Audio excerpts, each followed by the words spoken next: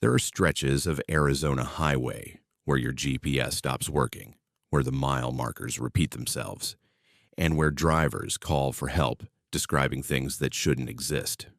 Some roads remember every death that's happened on them. Some follow you home. Tonight we're taking you through 11 highways where something went terribly wrong, where the asphalt itself seems to hunger, and where travelers who stop to help, to rest, or simply to refuel were never seen again. These routes are still open. People still drive them every single night. And some of those people never make it to their destination. This is Verified Souls, and these are the roads you need to avoid.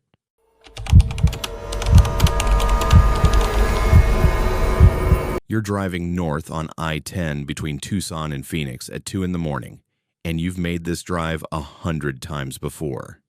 The highway is almost empty at this hour, just the occasional semi passing in the opposite direction with a blast of wind that rocks your car. You know every exit, every mile marker, every place where the road curves just enough to make you adjust your grip on the wheel. You've got another hour before you hit the Phoenix suburbs, and your coffee from the last gas stop is already cold in the cup holder.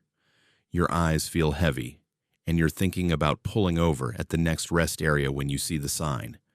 Rest area, 1 mile. The green reflective letters catch your headlights, and something about it feels wrong immediately. You passed the Sacaton rest area 40 minutes ago, and there isn't supposed to be another one until you're almost to Phoenix. You've driven this route every other weekend for 3 years, visiting family, and you know this stretch of highway like you know your own street. There's no rest area here, but the sign is real, solid, reflecting your headlights just like every other road sign you've passed tonight. You tell yourself you're tired, that maybe they built a new one and you just didn't notice on previous trips.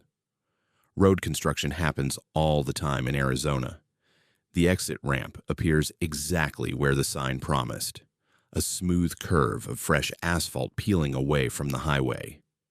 Your exit indicator ticks rhythmically as you slow down, and part of you is screaming to keep driving, to ignore this impossible exit and stay on the main highway. But you're exhausted, and your bladder is uncomfortably full, and there's a rest area right here with bathrooms and vending machines and a chance to stretch your legs. You take the exit. The ramp curves longer than it should, wrapping around and around in a lazy spiral that seems to go on forever. Your odometer clicks past 1/10 of a mile, then 2/10, then 3. Rest area exit ramps aren't this long. They're supposed to be quick, efficient, just enough distance to slow down safely. When you finally reach the bottom of the ramp, there's a stop sign facing a dark parking lot. The lights are on, tall sodium lamps casting everything in sick orange light. But there are no other cars. The rest area building sits at the far end of the lot, a standard Arizona DOT structure with that distinctive territorial architecture, cream-colored walls, and a terracotta roof. It looks exactly like every other rest area you've ever stopped at, which somehow makes it worse. The lights are on inside. You can see them through the windows, bright fluorescent, white against the orange parking lot glow. You pull into a spot near the building and shut off your engine. The silence is immediate and total. No highway noise. You should be able to hear I-10 from here. The constant rush of traffic, even at this hour, but there's nothing. Just the tick of your cooling engine and your own breathing. You check your phone. No signal. That's not unusual out here in the desert, but the last bar should have disappeared gradually, not all at once. You had 3 bars on the highway. Now you have nothing, not even emergency calls only. The time on your phone reads 2:17 a.m. You remember that much because you checked it right before you saw the exit sign. You've only been driving for a few minutes since then. You get out of the car because what else are you going to do? Drive back up that endless spiral ramp without using the bathroom first. Your legs are stiff, and the night air is cold against your skin, much colder than it should be in late summer. Arizona nights get cool, but this is different. This is the kind of cold that comes from somewhere else, somewhere deeper. The parking lot asphalt is perfect under your feet. No cracks, no patches, like it was poured yesterday. Your footsteps echo too loudly in the empty space. You're walking toward the building, and every instinct you have is telling you to turn around, get back in your car, drive back to the highway. But you're here now, and you need to use the bathroom. And the building is right there with its lights on and its doors waiting. The entrance door is unlocked. It swings open smoothly, and you step into the familiar layout of an Arizona rest area. Bathrooms to the left and right, vending machines along the back wall, tourist brochures in a rack, a water fountain. Everything is clean, almost sterile. The floors shine like they've just been mopped. There's no one here. No attendant, no other travelers, no one. The fluorescent lights hum overhead, and that's the only sound. You use the bathroom because you drove all the way down here, and you're not leaving without doing what you came to do. The bathroom is as perfect as everything else, every surface gleaming, toilet paper fully stocked, soap dispensers full. You wash your hands and look at yourself in the mirror, and you look tired, shadows under your eyes, but normal. Everything is normal. Except when you walk back out to the main area, the vending machines are different. Not different machines, but different positions. You're sure the snack machine was on the left, and the drink machine was on the right, but now they've switched places. You stand there staring at them, trying to convince yourself you just remembered wrong, but you know you didn't. You checked them when you walked in, noted the Fritos in the snack machine because you were thinking about buying some. Now the snack machine is on the right. You walk over to the brochure rack, and the brochures are for places that sound wrong. Copper Falls State Park, Desert Rose Botanical Gardens, Canyon de los Perdidos. You've lived in Arizona your entire adult life, and you've never heard of any of these places. You need to leave. The realization hits you with physical force, and you're moving toward the exit before you consciously decide to run. The door sticks this time. You have to pull hard, and when it finally opens, the parking lot has changed. There are other cars now, maybe a dozen of them, scattered across the orange-lit asphalt. They're all empty. You can see that from here. Every single one sits dark and abandoned, and they're all different eras. A 70s era station wagon, a 90s sedan, a truck that looks like it's from the 50s. Your car is still where you left it, and you run for it, fumbling your keys, your hands shaking so badly you drop them once before you can get the door unlocked. You start the engine and reverse out of the spot too fast, tires squealing. The exit back to the highway should be obvious, should be right there, but you can't find it. You drive around the parking lot once, twice, 3 times, and there's no exit. Just the parking lot, the building, the other abandoned cars sitting silent in the orange light. The spiral ramp you came down isn't there anymore. There's nothing but desert beyond the parking lot boundaries. Flat scrubland stretching into darkness. You stop the car in the middle of the lot and try to calm down. Try to think. Your phone still has no signal. The time reads 2:19 a.m. That's wrong. You've been here longer than 2 minutes. You've been here at least 20 minutes, maybe 30. Then you see the figure walking across the parking lot toward your car. It's wearing what looks like a rest area maintenance uniform, and it's moving with the wrong kind of smoothness, like its feet aren't quite touching the ground. You don't wait to see its face. You floor the accelerator and drive straight at the desert boundary, at the scrubland and darkness beyond the parking lot lights. Your car bounces over the curb, and the transition is violent. But then, you're driving across open desert, rocks pinging off your undercarriage, creosote bushes scraping your doors. You're not following any road, just driving by instinct, away from the rest area, toward where the highway should be. Your headlights catch the white line of highway shoulder, and you nearly sob with relief. You crash back onto I-10 at an angle, your car bouncing hard onto the asphalt, and you don't care about your suspension or your tires. You just accelerate, pushing your car up to 70, 80, leaving that impossible rest area behind. You drive for 20 minutes before you trust yourself to check the mirrors, and there's nothing behind you except empty highway. Your phone signal comes back in stages, 1 bar, then 2, then 3. The time reads 4:53 a.m. You left Tucson at 1:30 a.m. You should have been in Phoenix by 3, you've lost over an hour somewhere, and you don't remember most of it.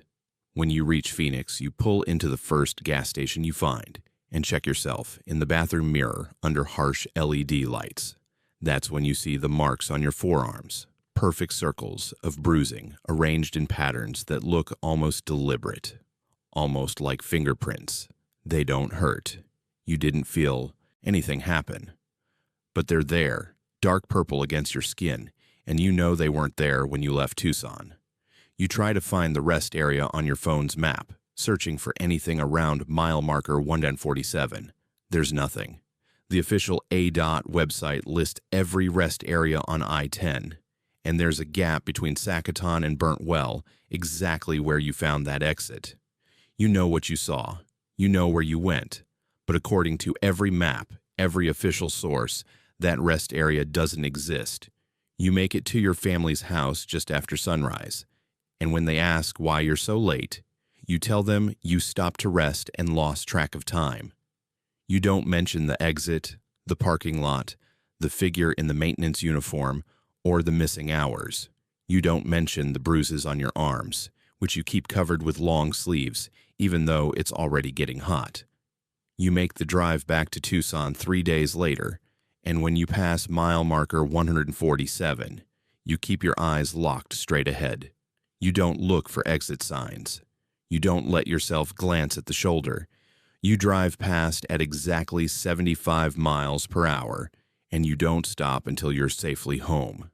But sometimes, late at night, you'll be driving I-10, and you'll see that green sign in your headlights. Rest area 1 mile. And every time you have to grip the steering wheel harder and force yourself to keep driving, because part of you wants to take that exit again. Part of you needs to know what happened during that lost hour, needs to understand what made those marks on your skin. The exit is still there. You see it every few months, always at mile marker 147, always between 2 and 3 in the morning. And one night, when you're tired enough, or curious enough, or just not strong enough to fight the pull, you know you're going to take it again. The rest area is waiting. It's always waiting. And next time, you might not find your way back to the highway at all.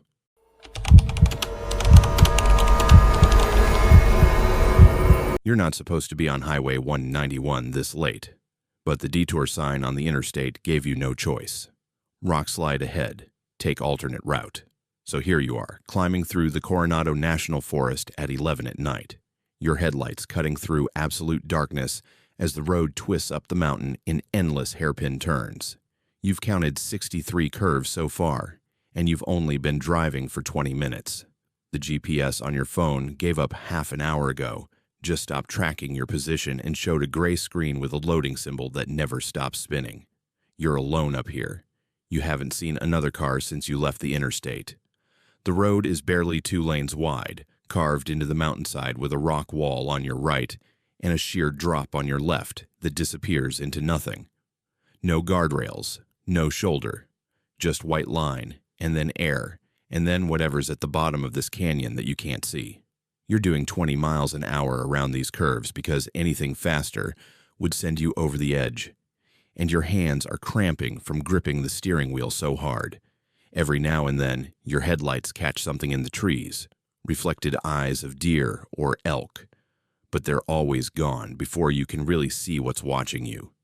The radio lost signal an hour ago, and you've been driving in silence except for the sound of your engine straining up the mountain grade and the occasional scatter of gravel when your tires get too close to the edge. That's when you see her in your rearview mirror. She's already in the back seat, and you didn't hear the door open, didn't feel the car shift with another person's weight, but there she is.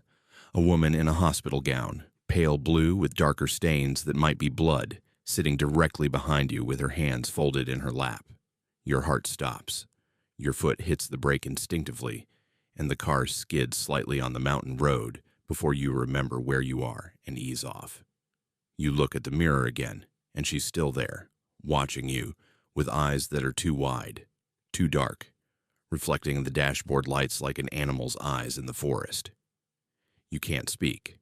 Your mouth opens, but nothing comes out, and she leans forward until her face is close enough that you can feel cold air against the back of your neck.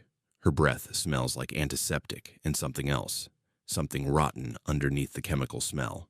When she finally talks, her voice is a whisper that seems to come from everywhere at once, filling the car. "They're already following you," she says.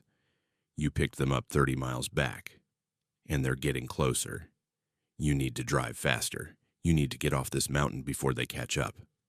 Her hand appears over your shoulder, pointing at the road ahead, and her fingers are wrong. Too many knuckles, too long, nails that curve like claws, and you can't stop looking at them in the dashboard light. You ask her who she is, and your voice cracks on the words. Your hands are shaking so badly that the car weaves slightly, and you force yourself to focus on the road even though there's a woman in a hospital gown sitting behind you who wasn't there 30 seconds ago. She doesn't answer the question. She just keeps pointing ahead, keeps whispering, "Faster, faster, drive faster." You ask how she got in your car, and this time she laughs, a sound like glass breaking, and says she never got in. She's been here the whole time. You just couldn't see her before. That's how it works. You don't see them until they want you to see them, and by then it's usually too late. You check the rearview mirror to look behind your car, to see what's supposedly following you, and that's when you realize the road behind you isn't there anymore. Your taillights illuminate nothing but fog, thick white fog that shouldn't exist on a clear night, rolling across the pavement and swallowing everything. No road, no mountain, just fog pressing against your rear windshield like something solid. You're breathing too fast, hyperventilating, and the woman in the back seat reaches forward and touches your shoulder with those wrong fingers. The cold goes through your jacket, through your shirt, straight into your bones. She tells you to calm down, tells you panic makes them stronger, makes them faster. She's trying to help you. She's been trying to help everyone who drives this road alone at night, but most people don't listen. You ask what happens if you stop the car, and she makes a sound that might be crying or might be laughing. Her reflection in the mirror flickers, and for just a second you see something else in her place, something with too many limbs and no face before she's back to being a woman in a hospital gown. "Don't stop," she says. "Don't ever stop. That's rule 1. That's how they get inside. You keep driving, taking the curves faster now, your tires screaming on the hairpin turns, and you're going 40, 45, way too fast for this road, but you can't slow down because the fog behind you is getting closer. It's catching up. You can see it in the mirrors, creeping up on your bumper, and there are shapes moving inside it. Shadows that walk on too many legs. She tells you her name was Sarah, and she was a nurse at a hospital in Safford, and she was driving this road 12 years ago when she picked up a hitchhiker. A man standing on the shoulder, thumb out, normal as anything. She stopped her car and let him in, and that was her mistake. That was the moment she broke rule 1. He wasn't a man. None of them are what they look like. They wear shapes the way you wear clothes, and by the time she realized what was sitting next to her, it was too late. She drove off the edge of the mountain doing 90 miles an hour trying to get away from what was in her passenger seat. They found her car 3 days later at the bottom of a ravine. They never found her body. You want to ask how she's here if she died 12 years ago, but you already know the answer. You can feel it in the cold air filling the car, in the way her reflection doesn't quite match her movements, in the wrongness that pulses from her like heat from a fire. She's the hitchhiker now. She's one of them. She's been one of them since the night she drove off that cliff, and she appears in people's back seats and warns them about the others because some part of her still remembers being human, still remembers the terror of that last drive. She's trying to save you, but she can't leave this road. She's as trapped as everything else that died up here. The fog touches your bumper, and your car lurches forward like something grabbed it from behind. The engine revs on its own, your accelerator pressing down without your foot touching it. And suddenly, you're doing 60 on a road that barely fits your car. You're screaming at her to make it stop, and she's screaming back that she can't, that they're here, that they're inside now. The doors lock with a metallic thunk, all four at once, and you didn't touch the controls. The windows start rolling down, and frigid air blasts into the car, bringing the smell of rot and earth. You try to roll them back up, but the switches don't work. Nothing works. The steering wheel turns on its own, guiding you through curves you can barely see, and you realize the car isn't taking you down the mountain. It's taking you up, deeper into the forest, away from civilization and safety and witnesses. You do the only thing you can think of. You reach down and turn off the ignition, yanking the key out, and the engine dies instantly. The power steering goes, the power brakes, everything. The car coasts around one more curve and then shudders to a stop in the middle of the road. Silence drops over everything like a blanket. The fog presses against every window, so thick you can't see the hood of your own car. The woman in the back seat is completely still, and when you look at her in the mirror, her eyes have gone black, completely black, no whites at all. "You shouldn't have done that," she whispers. "You shouldn't have stopped." Rule 1. Something hits the driver's side of your car hard enough to rock it on its suspension. Then something hits the passenger side. The impacts come faster, over and over, things slamming into your car from all directions, and the metal groans with each blow. You can see shapes through the fog now, things that are almost human but not quite. Faces pressed against the glass with too many eyes and mouths that open too wide. They're trying to get in. The windows crack with spiderweb patterns spreading across the glass. The woman in the back seat is crying, real tears running down her face, and she keeps saying she's sorry. She tried to warn you. She tried to help, but they're so much stronger than she is. You turn the key in the ignition, praying your car will start. It turns over once, twice, and catches. You slam it into drive and floor the accelerator and the tires. Spin on loose gravel before finding purchase. The car shoots forward, and something that was on your hood goes flying off into the darkness. You're driving blind through the fog, no idea if you're on the road or about to go over the cliff, but you keep your foot down because stopping means dying. The fog breaks suddenly, and you're back on clear pavement under stars, the road stretching ahead down the mountain, and the woman in your back seat is gone, vanished like she was never there. But your rear windshield is covered in handprints on the inside.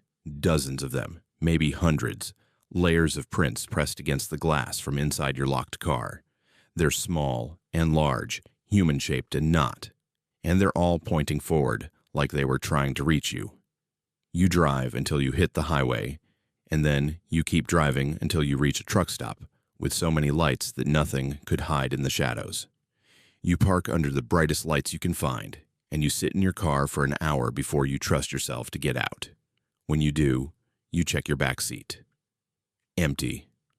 Nothing there, but the handprints are still on the rear windshield, visible from outside. And they don't come off when you try to wipe them away. They don't come off when you use glass cleaner. They don't come off when you take your car to a detailing shop and they use industrial solvents. The prints stay there, permanent as scars.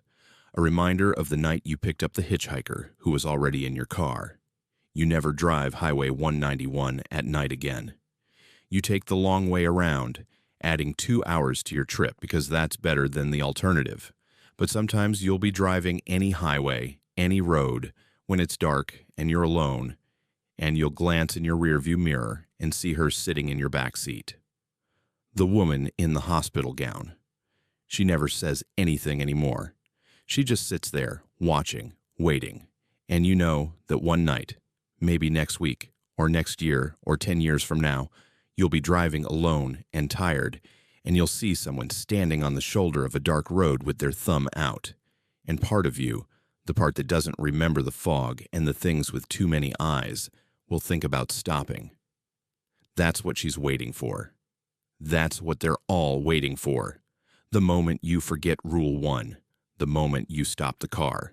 Because once you stop, once you let them in willingly, she won't be able to help you. Nobody will.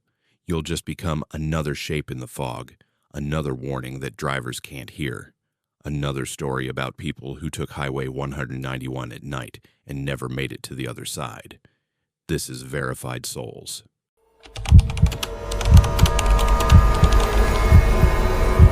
You're heading west on what's left of Route 66, outside Seligman, the original highway that runs parallel to I-40, but feels like it exists in a different decade entirely. It's 2:43 a.m. according to your dashboard clock, and you've been driving for 6 hours straight, pushing through exhaustion, because you need to reach Kingman by sunrise. The old road is empty, cracked asphalt with faded yellow lines, and your headlights show nothing but desert scrub on both sides stretching into darkness. You've been flipping through radio stations for the last hour, trying to find anything to keep you awake. But there's nothing out here except static and occasional bleed-through from Mexican stations too far away to understand. That's when you land on a frequency that shouldn't exist. It's somewhere between 87.9 and 88.1, a dead zone on the FM dial that's supposed to be empty, but there's a voice coming through crystal clear. No music, no advertisements, just a man speaking in the flat, emotionless tone of an emergency broadcast operator. Your attention snaps to it immediately because he's talking about Route 66, about the exact stretch of road you're driving right now. Vehicle accident at mile marker 121, he says. Single car rollover, silver Toyota Camry. Driver overcorrected after drifting onto shoulder. Time of incident 3:14 a.m. No survivors. You check your odometer. You're at mile marker 118. You're driving a silver Toyota Camry, and it's 2:44 a.m. The voice on the radio just described your death in exactly 30 minutes. Your hands go numb on the steering wheel, and you almost drift onto the shoulder, right then, almost fulfill the prophecy through sheer panic, but you jerk the wheel back and force yourself to breathe. It's a coincidence. It has to be a coincidence. There are thousands of silver Camrys on the road, and the timing is just weird luck, and you're overtired and imagining things. But the voice keeps talking, keeps describing the scene with clinical precision that makes your skin crawl. Driver was male, mid-30s, wearing a blue jacket and jeans. You look down at your blue jacket, the one you've been wearing since you left Phoenix. There was a coffee cup in the center console from a gas station in Ash Fork. You glance at the cup sitting in your console, the faded logo from the Shell station where you stopped an hour ago. The vehicle registration shows an address in Tempe, Arizona.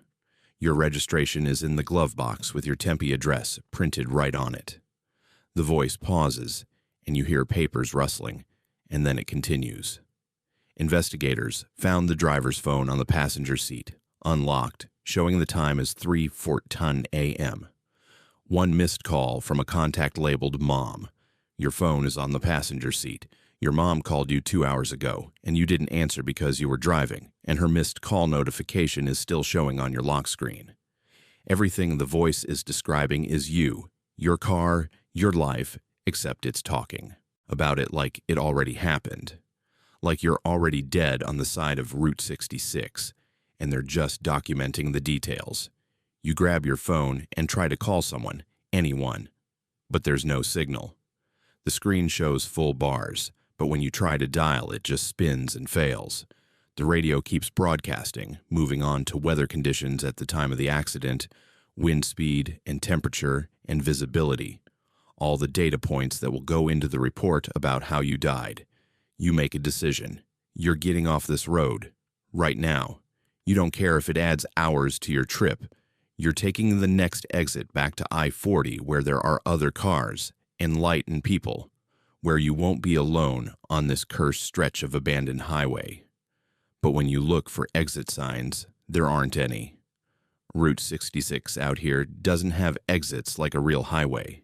It just has occasional dirt roads branching off into nothing, and your GPS is showing the same gray loading screen it's been showing for the last 20 miles.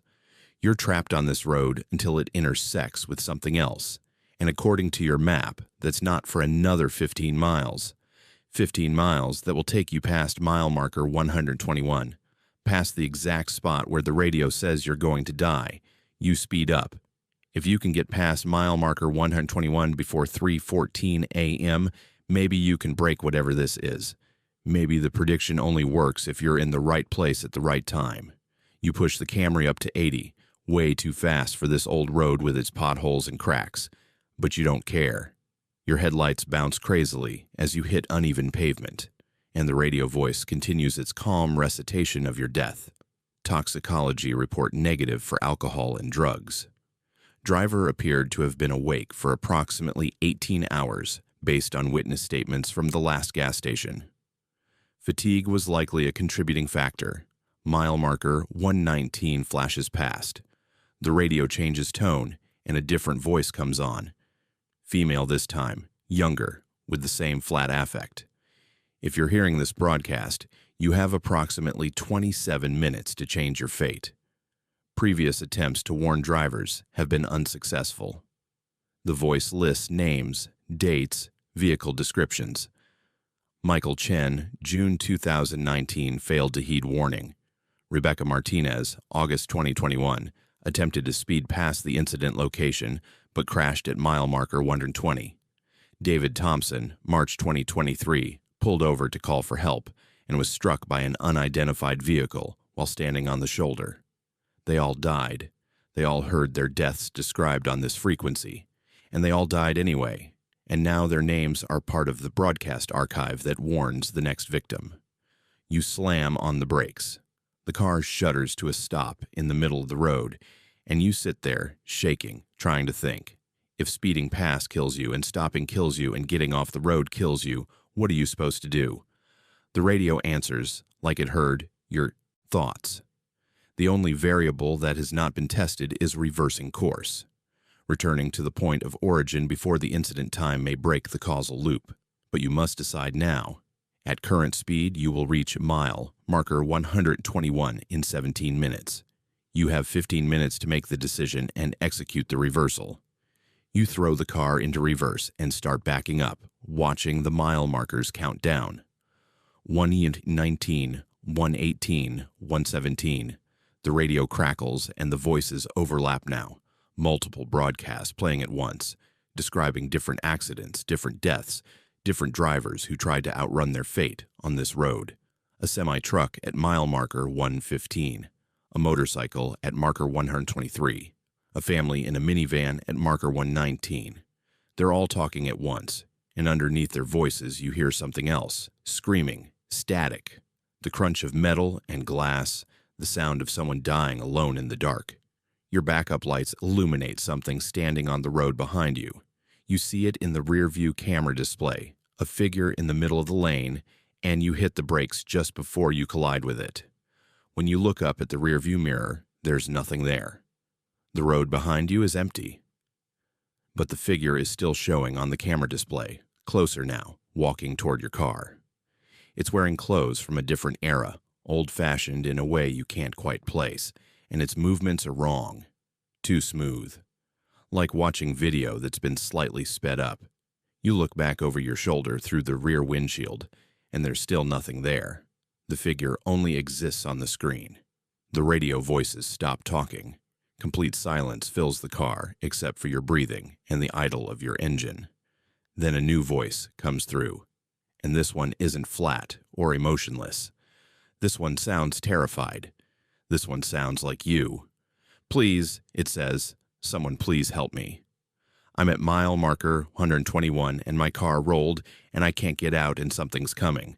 The voice that sounds like you is screaming now, begging, and you can hear that crunching metal sound again. Can hear breathing that isn't human getting closer to the phone. There's a moment of perfect silence, and then the line goes dead, and the emergency broadcast voice returns. Time of death, 3:14 a.m. You look at the clock. It's 3:09 a.m. You've lost time somehow. The reversal should have bought you more minutes than this. You check the odometer, and your stomach drops. You're at mile marker 120. You're not where you should be. The road moved you while you were distracted by the figure on the camera. by the voices on the radio, by your own future death playing out in real time.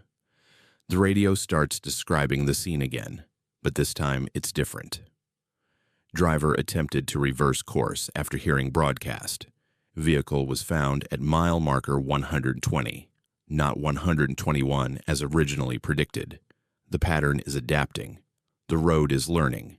You floor the accelerator and drive forward, past mile marker 121, and nothing happens. Your car doesn't roll. The steering holds steady. You make it to 122, then 123, and you're laughing with hysterical relief because you're alive. You made it past the death spot. Whatever the radio predicted was wrong. The clock ticks over to 3:15 a.m. Your steering wheel jerks hard to the right like someone grabbed it, and you overcorrect, and the shoulder gravel catches your tires. The world spins as your Camry leaves the pavement. You see the desert rushing up to meet you, see the sky where the ground should be, and in the last second before impact, you hear the radio voice one final time. Time of death, 3:14 a.m. Location, mile marker 123. The pattern is evolving. Metal screams as the roof caves in. Glass explodes around you. Your seatbelt locks, but it doesn't matter because the world is tumbling over and over, each rotation accompanied by the sound of your car being torn apart. When the movement finally stops, you're hanging upside down, held by the seatbelt, and every breath feels like knives in your ribs. Your phone is on the ground, or what used to be the ground. Now it's the crushed ceiling, and it's still playing the radio broadcast. You reach for it with shaking fingers, and that's when you hear the breathing. Something outside the car, something moving through the wreckage with footsteps that sound wrong. Too many feet, too heavy for human weight. You manage to grab the phone, and you call 911, but what comes through isn't an emergency operator. It's your own voice, panicked and desperate, saying the exact words you're thinking right now. Please, someone help me. I'm at mile marker 123 and my car rolled and I can't get out, and something's coming. You're not calling 911. You're creating the broadcast. You're adding your death to the archive of warnings that the next driver will hear when they scan past 87.9 and find the frequency that shouldn't exist. The thing outside stops moving. You hear it right next to your window, and when you turn your head, you see a face looking in at you. It's wearing the body of one of the people from the broadcast. Michael Chen from June 2019, except his eyes are wrong, and his mouth opens too wide, and you understand now what happens to the people who die on this road. They don't just die. They become part of the pattern. They become the thing that makes sure the next prediction comes true. They're the reason the road is learning, evolving, adapting its methods with each new death. Your phone screen cracks as something impacts it, but it keeps recording. It keeps broadcasting. You try to unfasten your seatbelt, try to crawl out through the broken windshield, but your legs won't move right. The breathing gets louder. You see hands reaching through the window, too many fingers, pulling at the metal, widening the gap. You open your mouth to scream, and somewhere on Route 66, between Seligman and Kingman, another driver scanning through static finds a frequency that shouldn't exist. They hear a voice that sounds terrified, that sounds real, describing an accident at mile marker 123. They hear someone begging for help. They hear the breathing. They hear the moment the call cuts off, and they check their odometer and see they're only 5 miles away from that marker. They check their clock and realize they have exactly 30 minutes. And the pattern begins again, because the road is always hungry, and the broadcast never stops. And somewhere between 87.9 and 88.1, your voice is still screaming into the static, still trying to warn the next driver, still hoping that maybe this time someone will figure out how to break the loop, but no one ever does.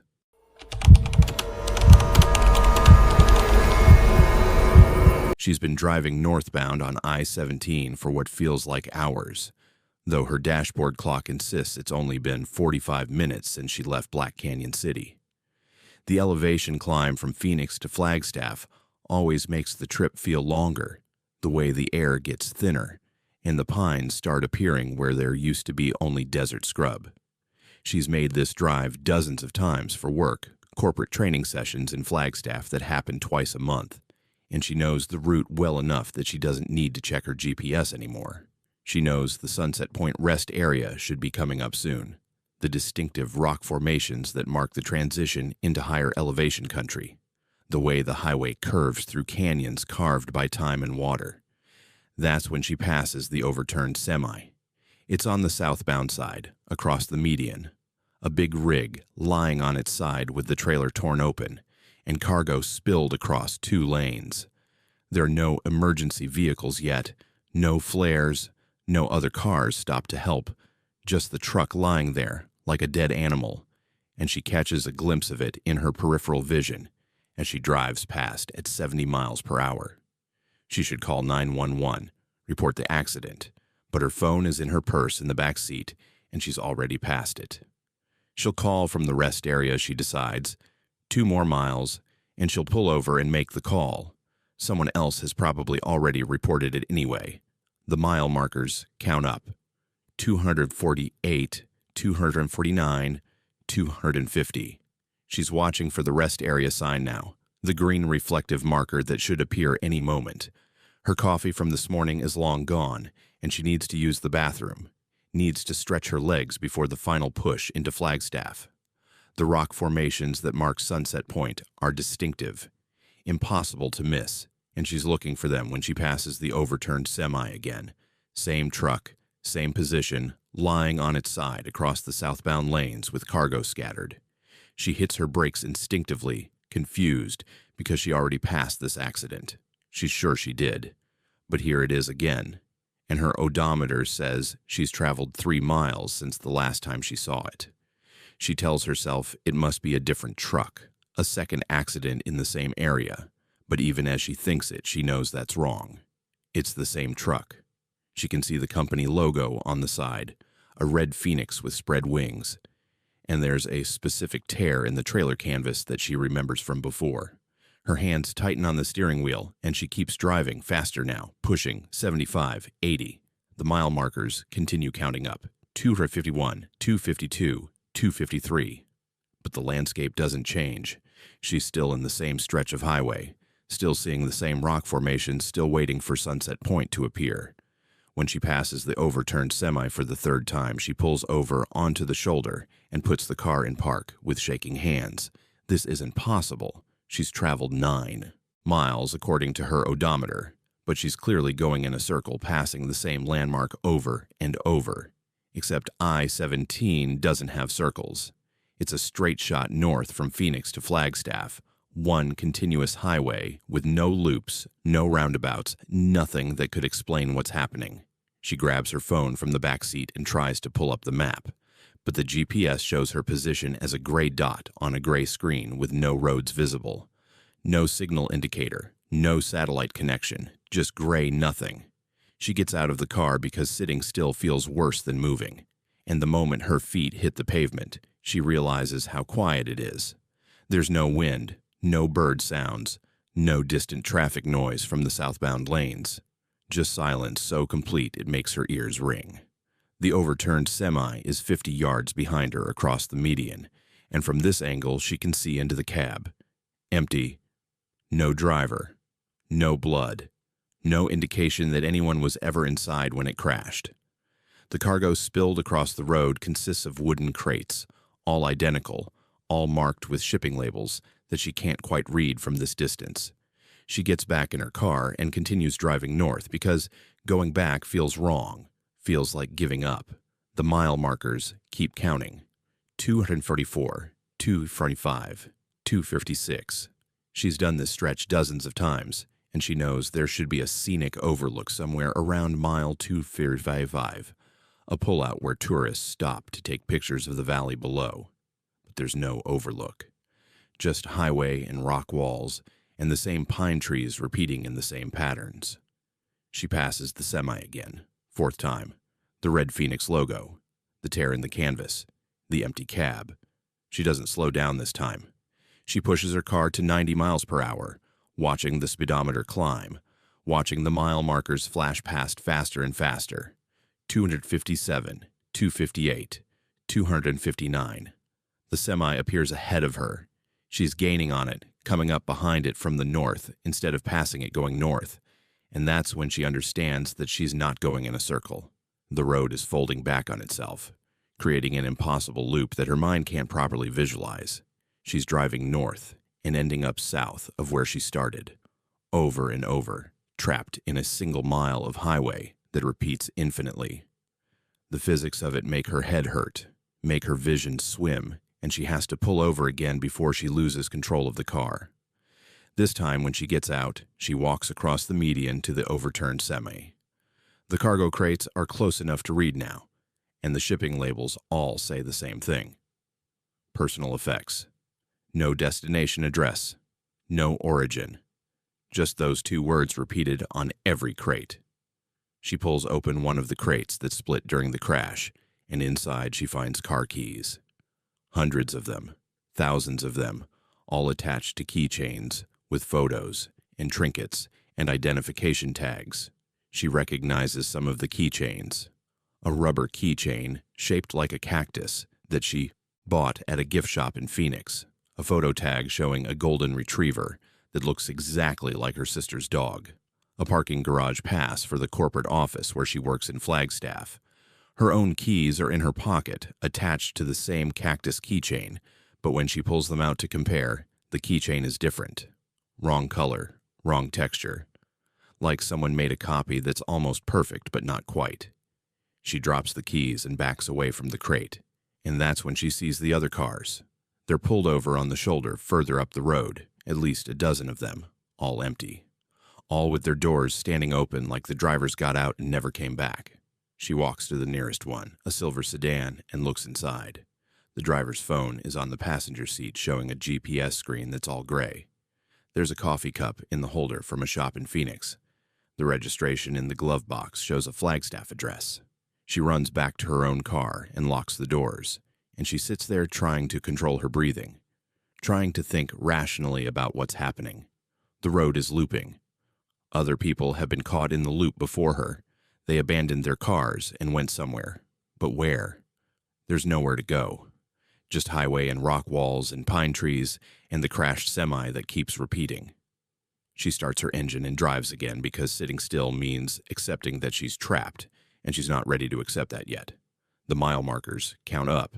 260, 261, 262. The semi appears. She passes it doing 95 miles per hour. The markers continue. 263, 264, 265. The semi appears again. She's crying now, tears running down her face, but she keeps driving. 266, 267, 268. The semi. 269, 270, 271. The semi. She's not even reading the mile markers anymore, just noting that they're changing, that her odometer shows she's traveled over 100 miles since she pulled over the first time. But she hasn't moved. She's still in the same mile of highway, passing the same crashed truck, seeing the same abandoned cars on the shoulder. Her fuel gauge reads 3/4 full, exactly what it showed when she passed Black Canyon City an hour ago. The gauge isn't moving. Time is passing, but fuel isn't burning, and she realizes with mounting horror that she could drive forever and never run out of gas, never reach the end of the loop, never escape this single repeating mile. Other cars start appearing ahead of her, driving north like she is, and she speeds up to catch them, desperate for human contact, for someone else who can confirm that this is real and happening. But as she gets closer, she sees that the cars are empty. They're driving themselves, maintaining perfect speed and lane position, and when she pulls alongside one, she sees that it's her own car. Same make, same model, same license plate. She's looking at herself through the driver's window, except the version of her in that car isn't moving, just sitting frozen, with her hands at 10 and 2, eyes locked straight ahead, mouth open in a scream that never ends. She swerves away and nearly loses control, her tires squealing, and when she straightens out, she sees more copies of her car, dozens of them, all driving north in parallel lanes that shouldn't exist. I-17 only has 2 lanes northbound, but now there are 6 lanes, 8 lanes, 12 lanes, all filled with copies of her car containing frozen copies of herself. The mile markers are counting faster now, blurring past so quickly she can't read them, but the semi keeps appearing at regular intervals. She realizes she's not seeing it over and over. She's seeing multiple copies existing simultaneously, an infinite chain of the same crashed truck extending in both directions forever. Her car starts slowing down on its own, the accelerator not responding to her foot, and she watches in the rearview mirror as her hands release the steering wheel and fold themselves at 10 and 2. She tries to move them, but they won't respond. She tries to scream, but her mouth won't open. She's becoming one of the frozen copies, one of the infinite versions of herself trapped in this loop. The last thing she sees before her eyes lock forward and her consciousness dims is the mile marker passing her window. Mile 253. The same mile where she first noticed the semi. The same mile she's been trapped in for hours, for days, for years, for forever. The road remembers every car that's ever driven it, and sometimes it keeps them, folding reality back on itself until time and space mean nothing, and there's only the highway and the copies and the endless repetition of the same impossible mile. Another car enters the loop somewhere behind her, a truck this time, and the driver hasn't noticed the semi yet, hasn't realized they're passing the same landmarks. But they will. In about 3 miles, they'll notice. And then they'll try to escape. And then they'll join the collection, another frozen copy driving an endless highway that goes nowhere and everywhere and never ends.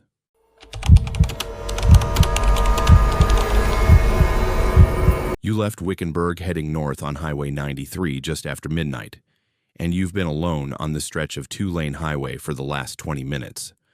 The road is dark out here, darker than you expected, with nothing but desert on both sides and the occasional distant light from some ranch house miles off the pavement. Your high beams cut through the blackness, showing you pavement and center line and not much else. The radio plays classic rock from a Kingman station that keeps fading in and out with static. You're tired but awake enough, making the drive to Vegas because the hotel rates were cheaper if you arrived before dawn, and you figured the highway would be empty at this hour. You were right about that. You haven't seen another car since you passed through Nothing, Arizona, which is accurately named. That's when the first truck appears in your rearview mirror. You notice the headlights first, big and bright, and spaced wide apart like they belong to a semi. It's far behind you, maybe half a mile back, but it's gaining fast. You're doing 70 in a 65 zone, pushing it a little because the road is straight and empty, but this truck is coming up on you like you're standing still. Within 30 seconds, it's right on your bumper, close enough that its headlights fill your car with harsh white light that makes your rear view mirror useless. You can't see anything except the glare. You tap your brakes, the universal signal for back off, but the truck doesn't slow down. It stays locked on your bumper, matching your speed exactly. You speed up to 75, then 80, trying to put some distance between you and this aggressive driver. But the truck accelerates with you. It never falls back and never pulls ahead to pass.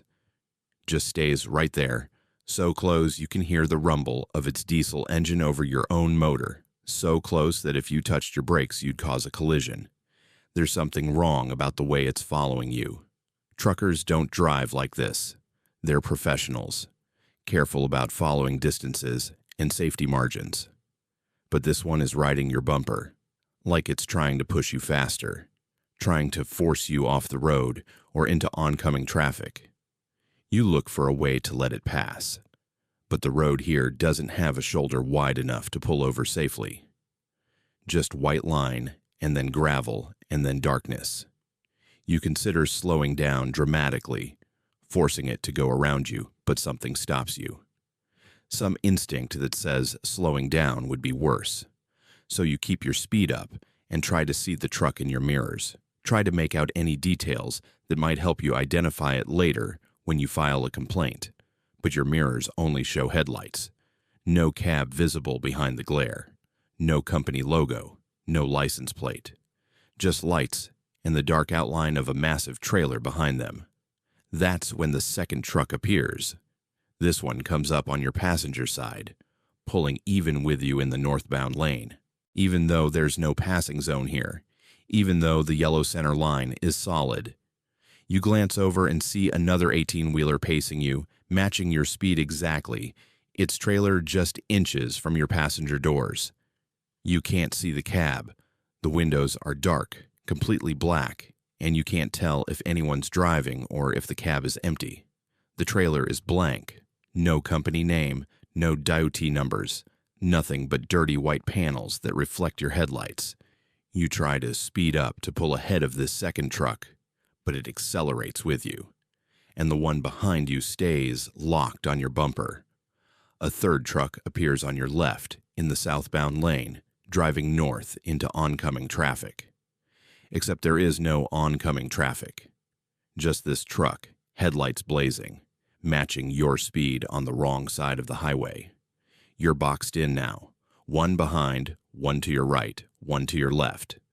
They're surrounding you, hurting you, and you have nowhere to go except forward. You push your car to 90 miles per hour, way too fast for this road, and they stay with you like they're attached by invisible cables. The truck on your left drifts closer, crossing the center line, and you have to move right to avoid being sideswiped. But moving right brings you closer to the truck on that side, and you hear a horrible scraping sound as your mirror clips its trailer. Your mirror folds back, but doesn't break, and you jerk the wheel left again, overcorrecting, and nearly hit the truck in the southbound lane. You're trapped in a corridor of metal and diesel and darkness, going 90 miles per hour down a two-lane highway in the middle of nowhere. And you realize with ice-cold certainty that these trucks are working together. They're coordinating. They're hunting you. You fumble for your phone to call 911, but when you glance down, you see it's dead. Battery showing 0%, even though it was at 80% when you left Wickenburg. The screen won't turn on, no matter how many times you press the button. A fourth truck appears ahead of you, coming south in the northbound lane, directly at you. Its headlights appear over a rise in the road, and you have maybe 3 seconds to react. You slam your foot down on the accelerator, and your car surges forward, the speedometer climbing past 100, and the trucks on either side of you accelerate too. You're racing toward a head-on collision, and the trucks are keeping pace, not letting you dodge left or right, forcing you to stay in your lane and play chicken with whatever's coming at you. At the last possible second, the oncoming truck swerves into the southbound lane, passing you with inches to spare, and you catch a glimpse of its cab as it goes by. Empty, no driver. The cab is completely empty, windows dark, steering wheel turning by itself. You're screaming now. You don't remember starting, but you can hear yourself, a high-pitched sound of pure terror that fills the car. The 3 trucks are still with you, still boxing you in, and now the fourth one is behind you with the first one, and you check your rearview mirror and see both of them back there, side by side, somehow, even though the road isn't wide enough for that. They're defying the physics of the space they occupy, existing in positions that shouldn't be possible. Your speedometer reads 110, and the trucks are keeping pace without effort, their massive engines never straining, never falling behind. Something is rattling inside the trailer next to you on the right. You can hear it over the road noise and engine roar, a sound like dozens of things tumbling and sliding around in the cargo container. Heavy things that hit the walls of the trailer with meaty thunks that sound organic, biological. The trailer on your left is making noise too, but this sound is different. Scratching. Like fingernails on metal, but louder, more deliberate. Long scraping sounds that travel from the back of the trailer to the front, over and over, something inside dragging claws across the interior walls. A 5th truck appears, and a 6th, and a 7th. They come from side roads that you didn't see, dirt tracks that shouldn't connect to the highway, and they fall into formation around you. You're in the center of a convoy now, surrounded on all sides by trucks with dark cabs and rattling trailers, all moving in perfect synchronization. They're herding you north, forcing you to maintain this insane speed, and you realize you've been driving for too long. Wickenburg to nothing is maybe 30 miles, and you should have reached Wickiup by now, should have seen some sign of civilization. But there's nothing out here except darkness and pavement, and these trucks that appeared from nowhere. Your fuel gauge is dropping fast.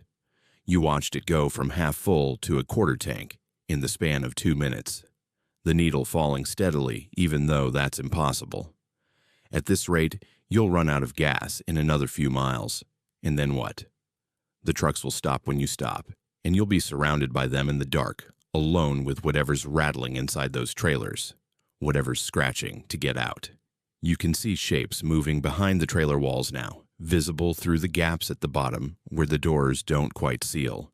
Dark shapes that move wrong, that have too many parts moving independently. The truck behind you flashes its lights, bright and dark, a signal. The others respond, all flashing their lights in sequence, and in those strobing bursts of illumination, you see things you don't want to see. The trailers all have the same damage, the same dents and scrapes, like they've been ramming things, running things down. There are smears on the white panels that look dark in the flashing lights, patterns that could be paint, but you know aren't. The truck on your right drifts closer again, and this time you can see into the gap between the cab and trailer. And there's something back, there. Something pale and twisted that's too large to fit in that space, but exists there anyway, contorted at angles that make your eyes hurt to look at. You do the only thing you can think of. You hit your brakes, hard. The anti-lock system kicks in, and your car shudders, but slows dramatically, dropping from 110 to 80 to 60 in seconds. The truck behind you should slam into your trunk, but it doesn't. It slows with you, matching your deceleration perfectly, maintaining that same inches away distance. They all slow.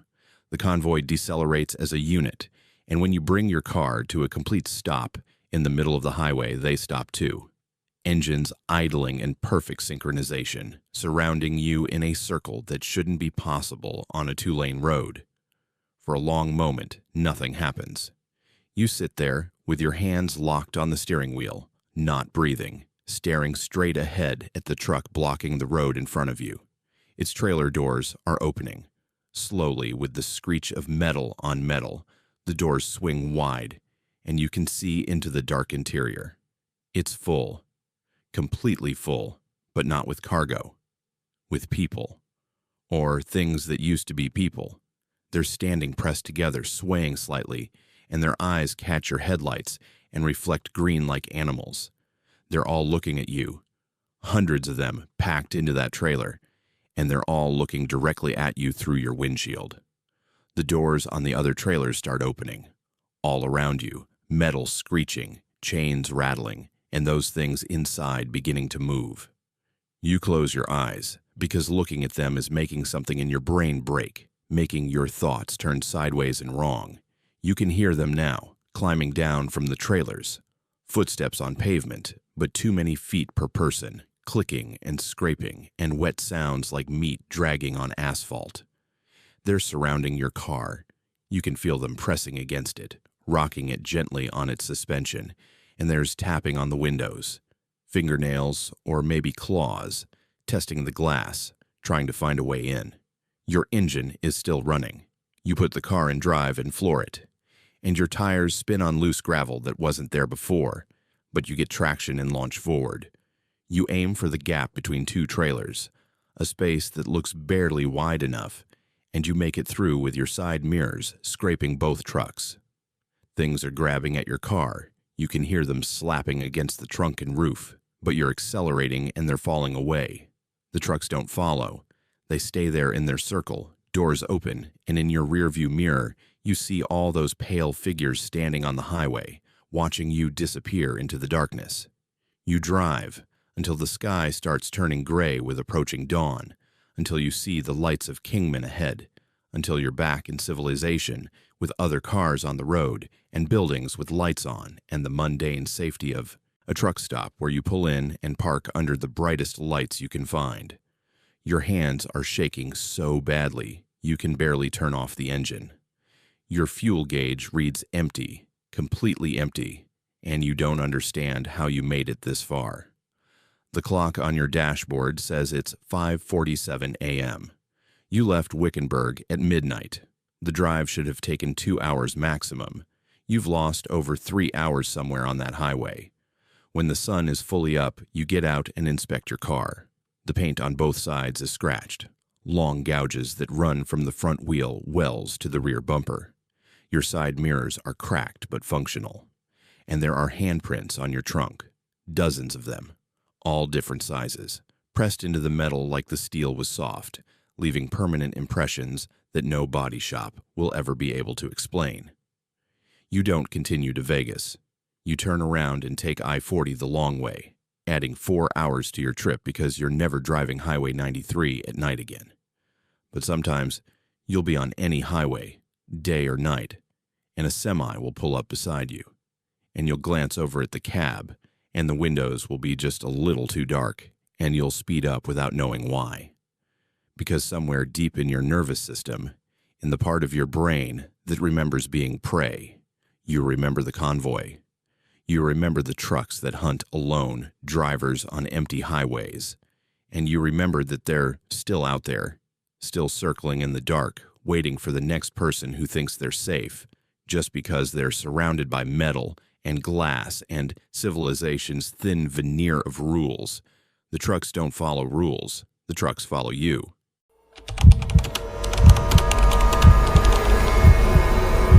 He was driving south on Route 85 through Organ Pipe Cactus National Monument at 3 in the afternoon, which was a mistake in late July when the temperature gauge on his dashboard read 116 degrees.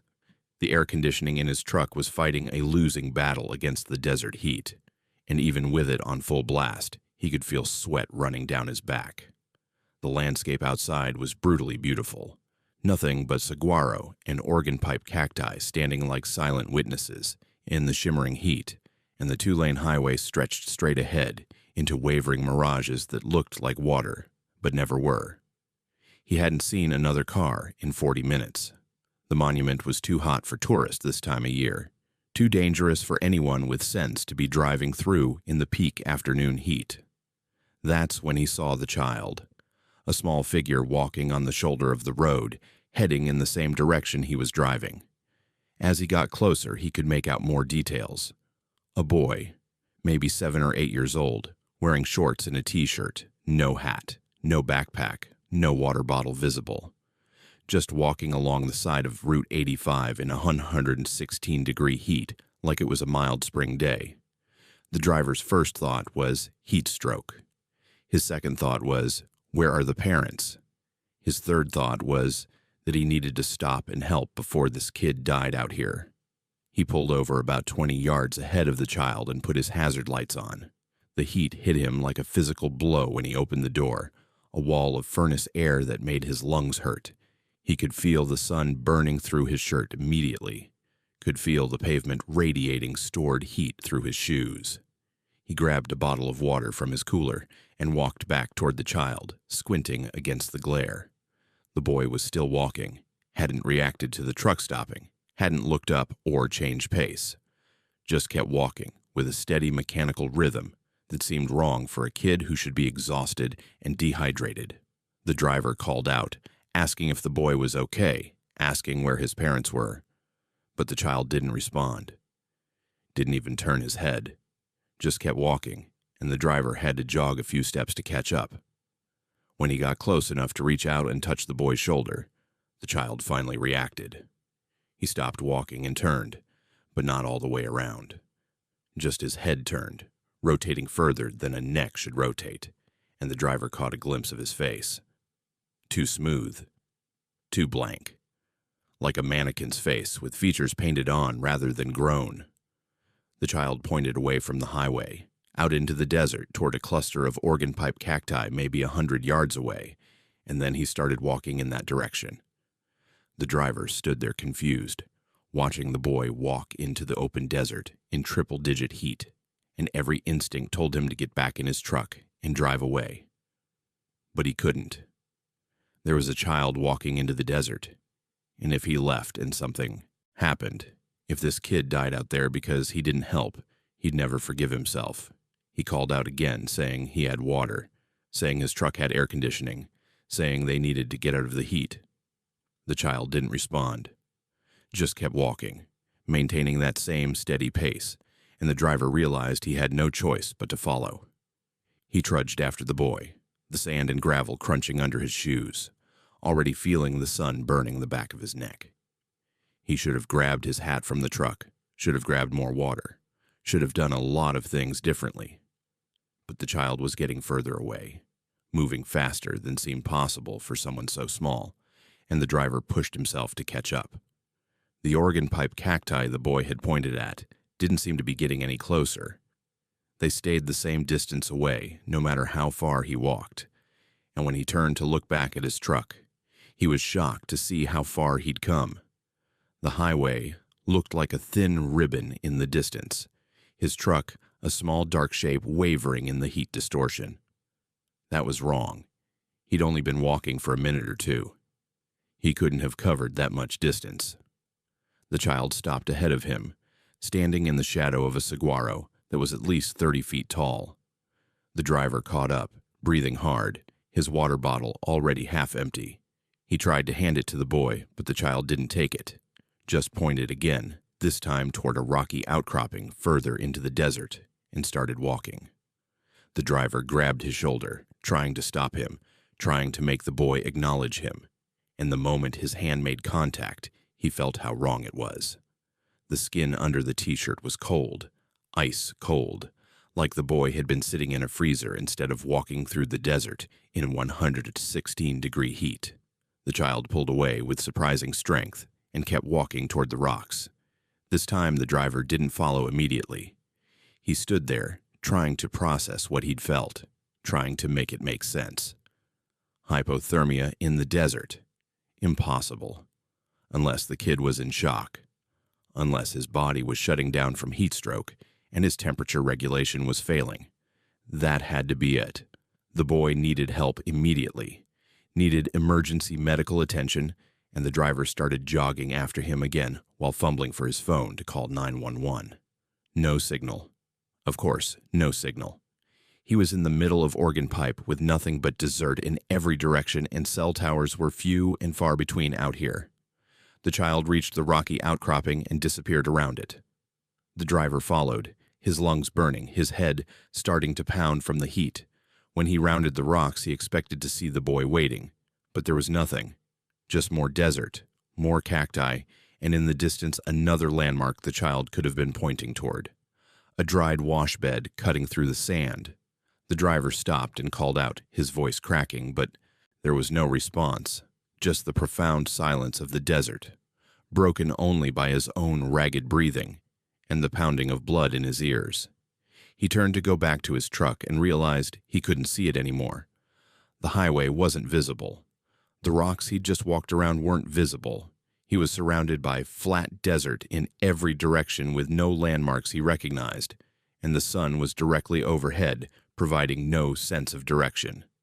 Panic started creeping up his spine. He'd only walked in a straight line. He should be able to retrace his steps easily.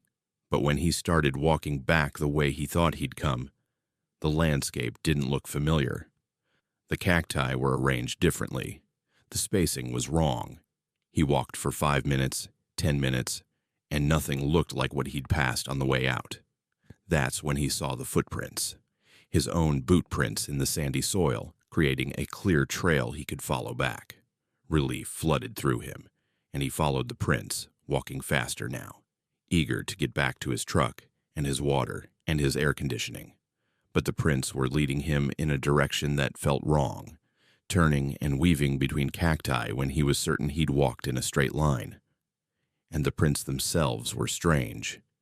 His boots had a distinctive tread pattern, but these prints were smooth, almost too smooth, like something had pressed them into the sand deliberately, rather than walking naturally.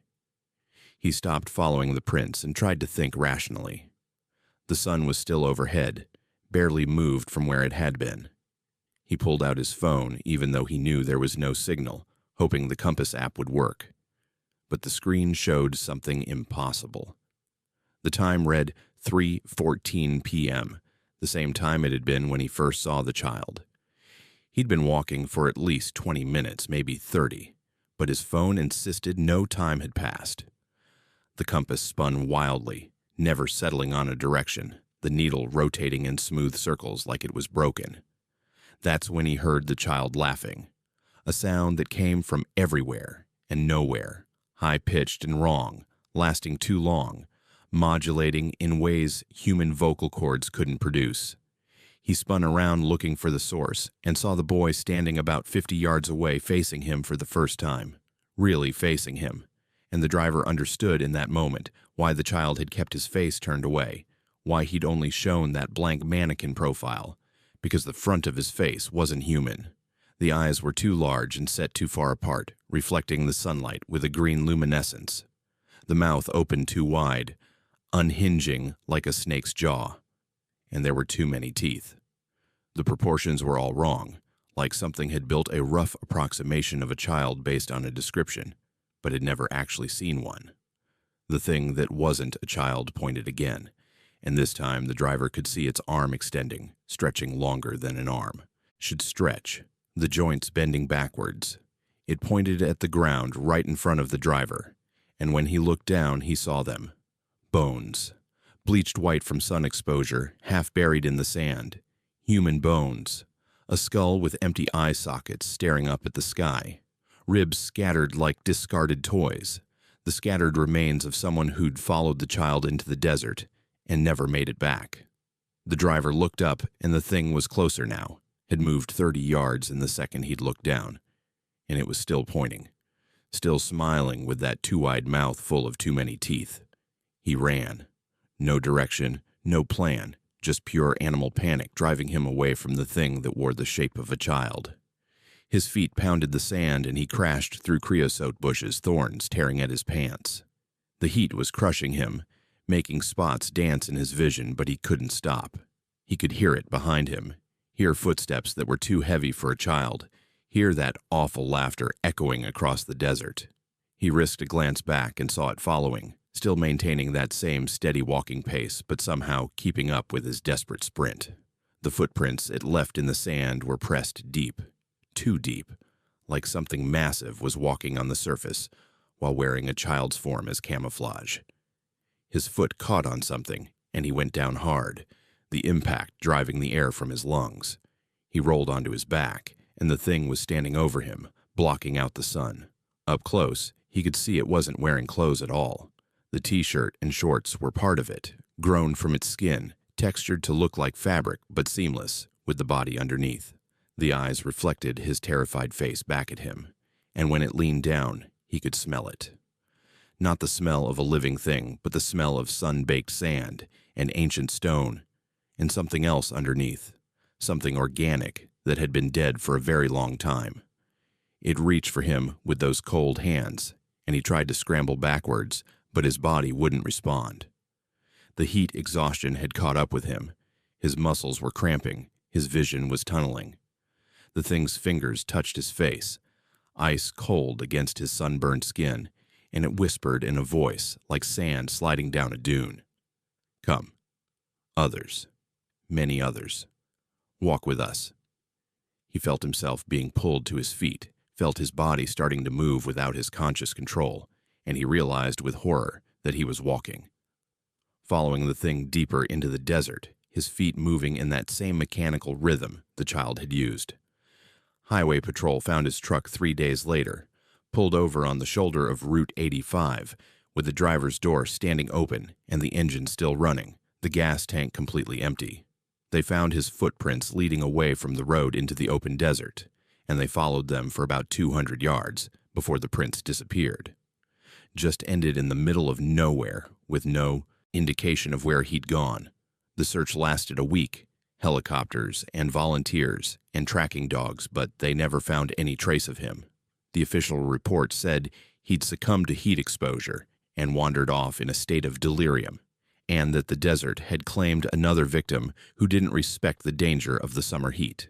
But sometimes, drivers on Route 85 through Oregon Pipe report seeing a child walking along the shoulder, always in the hottest part of the afternoon, always heading south, always alone. Some of them stop to help. Most of them don't. And the ones who do stop, the ones who follow when the child points toward the desert, they leave their vehicles running on the side of the road with the doors open and the air conditioning blasting into the furnace heat. They walk into the desert following something that looks like a child but isn't, following it past the point of no return, following it until they become part of the collection that walks in endless circles through the monument. The bones are out there if you know where to look, scattered in patterns that form shapes visible only from the air, arranged by something that's been luring travelers off the highway since before it was a highway. Since before there were roads at all, the desert remembers every person who's walked into it and never walked back out. And sometimes the desert sends something to collect more.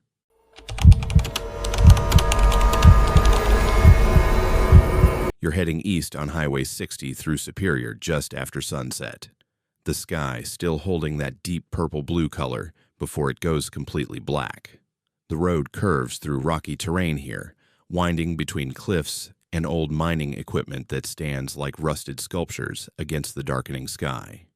You've driven this route before, making the run from Phoenix to Globe for work, but never this late in the evening. Traffic is light, just you and the occasional semi hauling copper ore from the mines.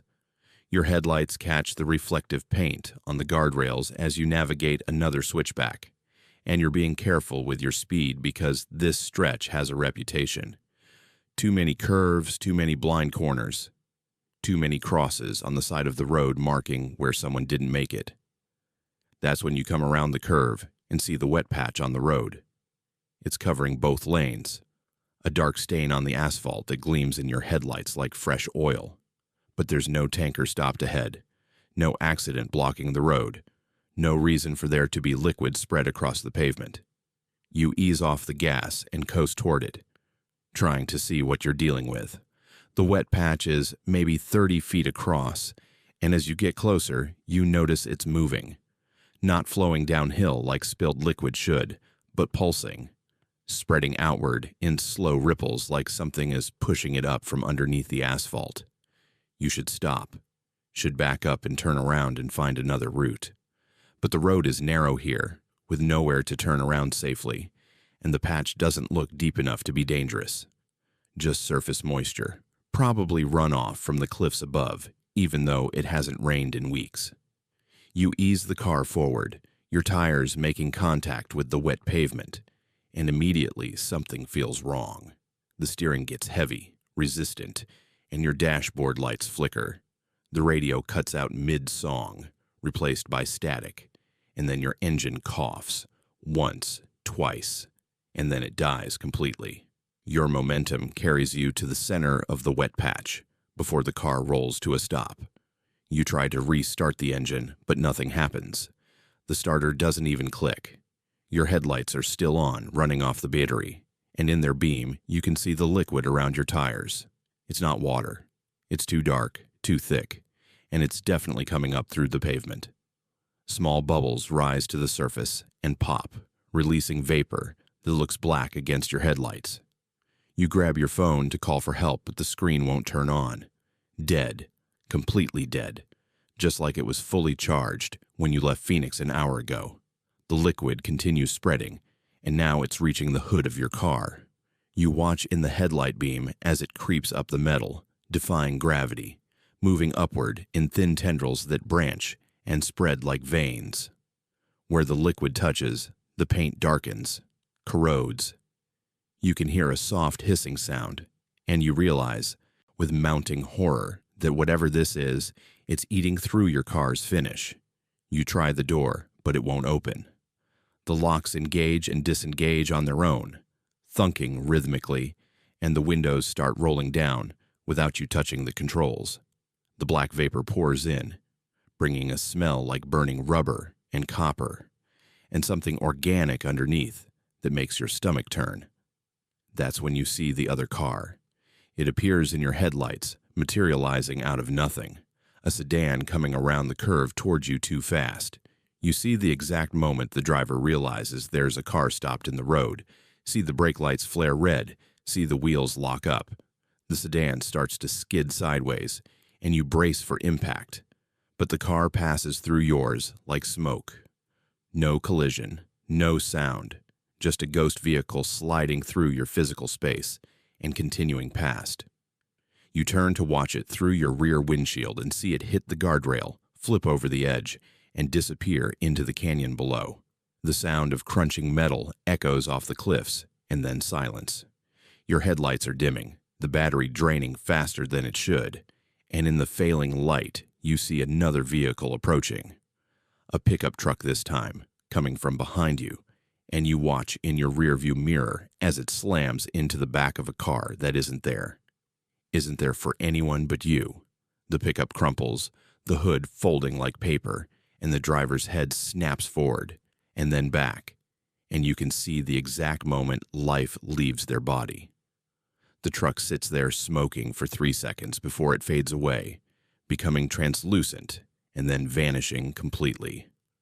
The wet patch pulses brighter, the liquid glowing with a faint luminescence, and you understand what you're seeing. Accidents. The road is showing you accidents that happened here, replaying them over and over, recording them somehow in this black liquid that bleeds up through the asphalt.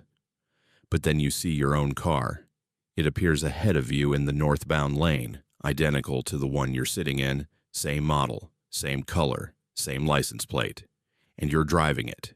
You can see yourself through the windshield, your own face illuminated by the dashboard lights, your own hands on the wheel. You watch yourself come around the curve. Watch yourself see the wet patch. Watch yourself try to coast through it just like you did. But in this version, you don't stop in time. Your car hydroplanes, the wheels losing traction on the slick pavement. And you spin, once, twice, 3 times. Your car slides sideways and hits the guardrail at an angle that sends you flipping over it. You watch yourself go over the edge. Watch your car tumble down the rocky slope. Watch it explode in a fireball when it hits the canyon floor 200 feet below. The vision fades, and you're still sitting in your dead car in the middle of the wet patch.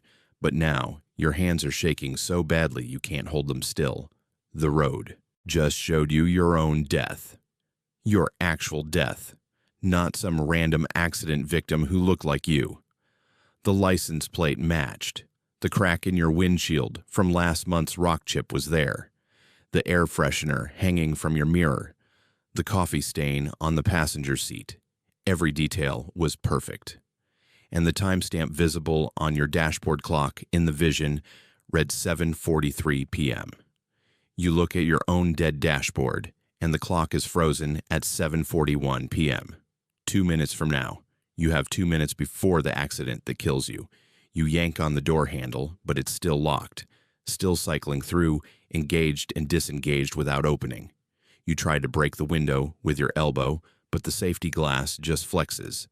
The black liquid is covering your entire car now, seeping in through the vents, pooling on the floor mats, climbing the seats. Where it touches your skin, it burns with cold fire, and you pull your feet up onto the seat to escape it. Your headlights are barely glowing now, almost dead, and in the last of their light you see more accidents playing out around you. Dozens of them. Hundreds. Every vehicle that ever crashed on this curve, all replaying simultaneously in overlapping layers of temporal bleeding. The road remembers them all, and the wet patch is the medium of memory, the recording substrate where death leaves permanent impressions. Another version of your car appears, and in this one you're trying to back up, trying to reverse out of the wet patch before the accident happens. But your tires spin uselessly, unable to find traction on the slick pavement, and you slide backward over the edge anyway. A third version appears where you abandon your car and try to run, but the liquid covers the entire road surface now, and you slip, fall, slide under the guardrail and into the void. Every version ends the same way. Every possible choice you could make leads to the canyon floor. The road has decided, and the wet patch is showing you that your fate was sealed the moment your tires touched its surface. Your phone screen flickers to life suddenly, and a video starts playing without you touching it. Dashboard camera footage from your own car, except you don't have a dashboard camera. The video shows what you're seeing right now from an external perspective. Your car sitting in the wet patch, surrounded by phantom accidents, while you sit frozen inside watching your death replay over and over. Then the timestamp in the corner of the video changes. 7:43 p.m. The footage jumps forward and shows your car starting to move, sliding on the wet pavement, spinning out of control. The camera angle follows you over the guardrail, tumbling through space, and the video cuts to black the moment before impact. The clock on your dashboard flickers and changes. 7:42 p.m., 1 minute left.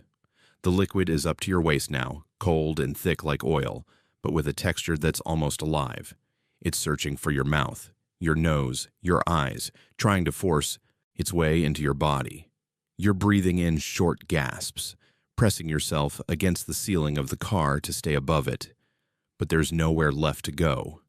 The roof is too solid to break through, the windows won't shatter, and the doors remain locked. You're trapped in a sealed metal box that's filling with whatever this liquid is. And in 55 seconds, your car is going to start moving whether you touch the controls or not. You see another vision, but this one is different. It's not showing you an accident that happened. It's showing you what's underneath the road. Deep beneath the asphalt and gravel and bedrock, there's something vast. Something that's been here since before the highway was built. Since before humans came to this land. The wet patch is just the smallest visible part of it. A seep point where the pressure bleeds through. And it collects things. Accidents, deaths, the final moments of everyone who died violently on this curve. It stores them, plays them back, feeds on the repetition. And sometimes, when it's hungry, it makes new accidents happen. It manipulates probability, makes tires blow out, makes steering fail, makes drivers see things that aren't there. The accidents you watched weren't just recordings. They were templates, blueprints, instructions for how your death is supposed to happen. 30 seconds. The liquid is covering your face now, forcing itself into your mouth despite your clenched teeth, and you taste copper and burning and time itself dissolving.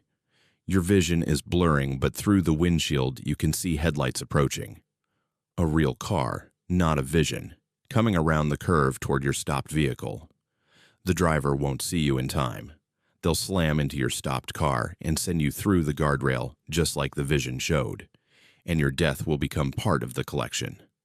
Another accident for the wet patch to remember and replay for the next victim trapped in its surface. Your car lurches forward without you touching anything, the wheels finding traction they shouldn't have on the slick pavement. You're accelerating, steering on its own, heading straight for the guardrail. 10 seconds. You close your eyes because you can't watch, can't bear to see the moment of impact. But behind your eyelids, you see all of it anyway. The road has opened your mind, shown you every version of your death that's possible. And they're all happening simultaneously in parallel timelines that branch and merge and branch again. In some of them, you survive with injuries. In most of them, you don't survive at all, but in every single version, you go over the edge at 7:43 p.m. on Highway 60 through Superior, Arizona, at the curve where a tanker overturned 17 years ago and spilled something that seeped into the pavement and never left. The impact never comes. You open your eyes, and you're still sitting in your car in the middle of the wet patch, but the clock reads 7:44 p.m. The moment passed. The appointed time came and went, and you didn't die. The liquid drains away, suddenly, sucked back down through the asphalt, and your engine starts on its own. Your headlights brighten, your phone screen shows full battery, and the doors unlock with a click. In your rearview mirror, You see the headlights of the car that was approaching, but they're turning around, backing up, leaving, like the driver saw something that made them decide to find another route. You sit there shaking, trying to understand what happened. Why you're still alive when every version of the future showed you dying. And then you see the new stain on your passenger seat. A dark, wet patch that's seeping into the fabric, spreading slowly. You reach out to touch it, and your hand comes away black. The liquid isn't gone. It's inside your car now, inside your life. And when you look in the rearview mirror, you see that your eyes are reflecting your headlights wrong. Too much luminescence, too much green, just like every other accident victim you saw in the visions, the ones whose deaths were recorded and replayed by the road. You didn't escape. You just became part of the collection. And now, late at night when other drivers pass through that curve on Highway 60, sometimes they see a car stopped in a wet patch that shouldn't be there. Sometimes they see someone sitting inside, eyes glowing green, mouth open in a silent scream. And if they stop to help, if their tires touch that dark stain on the pavement, they'll see their own death playing out in their headlights, over and over, until 7:43 arrives.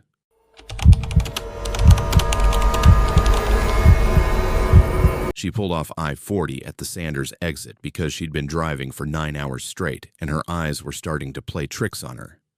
Little shadows in her peripheral vision that disappeared when she looked directly at them, the road ahead seeming to warp and bend in ways it shouldn't. Classic signs of highway hypnosis, and she knew better than to push through it. The truck stop appeared exactly where the faded sign promised, a sprawling complex of pumps and a convenience store, all lit up against the desert night like a beacon of civilization. The parking lot was about half full, mostly semis lined up in neat rows with their running lights on, a few passenger vehicles scattered near the building. She parked near the entrance and sat for a moment, letting her body adjust to not moving. Through the plate glass windows, she could see the interior of the convenience store. Bright fluorescent lighting illuminating rows of snacks and coolers full of drinks. A coffee station along one wall with multiple pots brewing, but she couldn't see any staff. No cashier behind the counter, no attendant at the pumps, nobody visible inside the store at all. That was odd, but not unprecedented. Sometimes in these remote stops, the employees stepped away for a minute, took bathroom breaks, handled something in the back. She grabbed her wallet and got out, the dry desert air hitting her face after hours in air-conditioned comfort. The automatic door opened as she approached, and she stepped into the familiar environment of every truck stop convenience store she'd ever visited. The same layout, the same products, the same smells of coffee and industrial cleaning solution, and hot dogs rotating on warmers. Country music played softly from overhead speakers. A security camera blinked red in the corner. Everything normal except for the complete absence of any employees. She walked to the coffee station and found all 5 pots full, steam rising from the spouts, the machines indicating they'd just finished brewing. Fresh coffee. Someone had to have started these within the last 10 minutes. She called out asking if anyone was working, and her voice echoed slightly in the empty store. No response. She walked to the counter and looked around for a service bell or intercom button, but found neither. The cash register was on and displaying the idle screen, waiting for someone to ring up a transaction. Behind the counter, a half-eaten sandwich sat on a paper plate next to an open can of soda. The employee had been here recently, had left in the middle of their meal, and apparently hadn't come back. She felt a prickle of unease but pushed it down. Maybe there was an emergency. Maybe they had to help someone in the parking lot or deal with a problem with the pumps. She poured herself a large coffee and grabbed a bag of chips from the rack, then stood at the counter, waiting for someone to appear. 1 minute passed, then 2, then 5. She called out again, louder this time, and walked toward the back area marked Employees Only. The door was unlocked. She pushed it open and found a small break room with a table and microwave and a wall of lockers, but no people.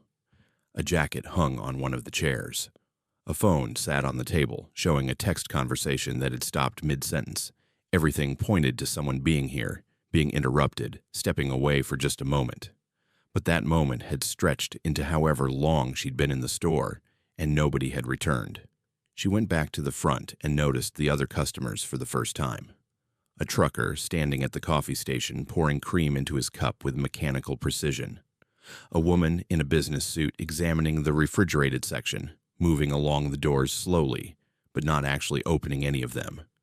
A young man in a college sweatshirt standing in the snack aisle, holding a candy bar and staring at the shelf. All of them silent. All of them moving with that same mechanical quality. Like they were going through routines they'd performed so many times the actions had become automatic and meaningless. She approached the trucker and asked if he'd seen any employees. He didn't respond. Didn't even acknowledge her presence. Just kept pouring cream into his coffee even though the cup was full now, the liquid overflowing and running down the side, pooling on the counter.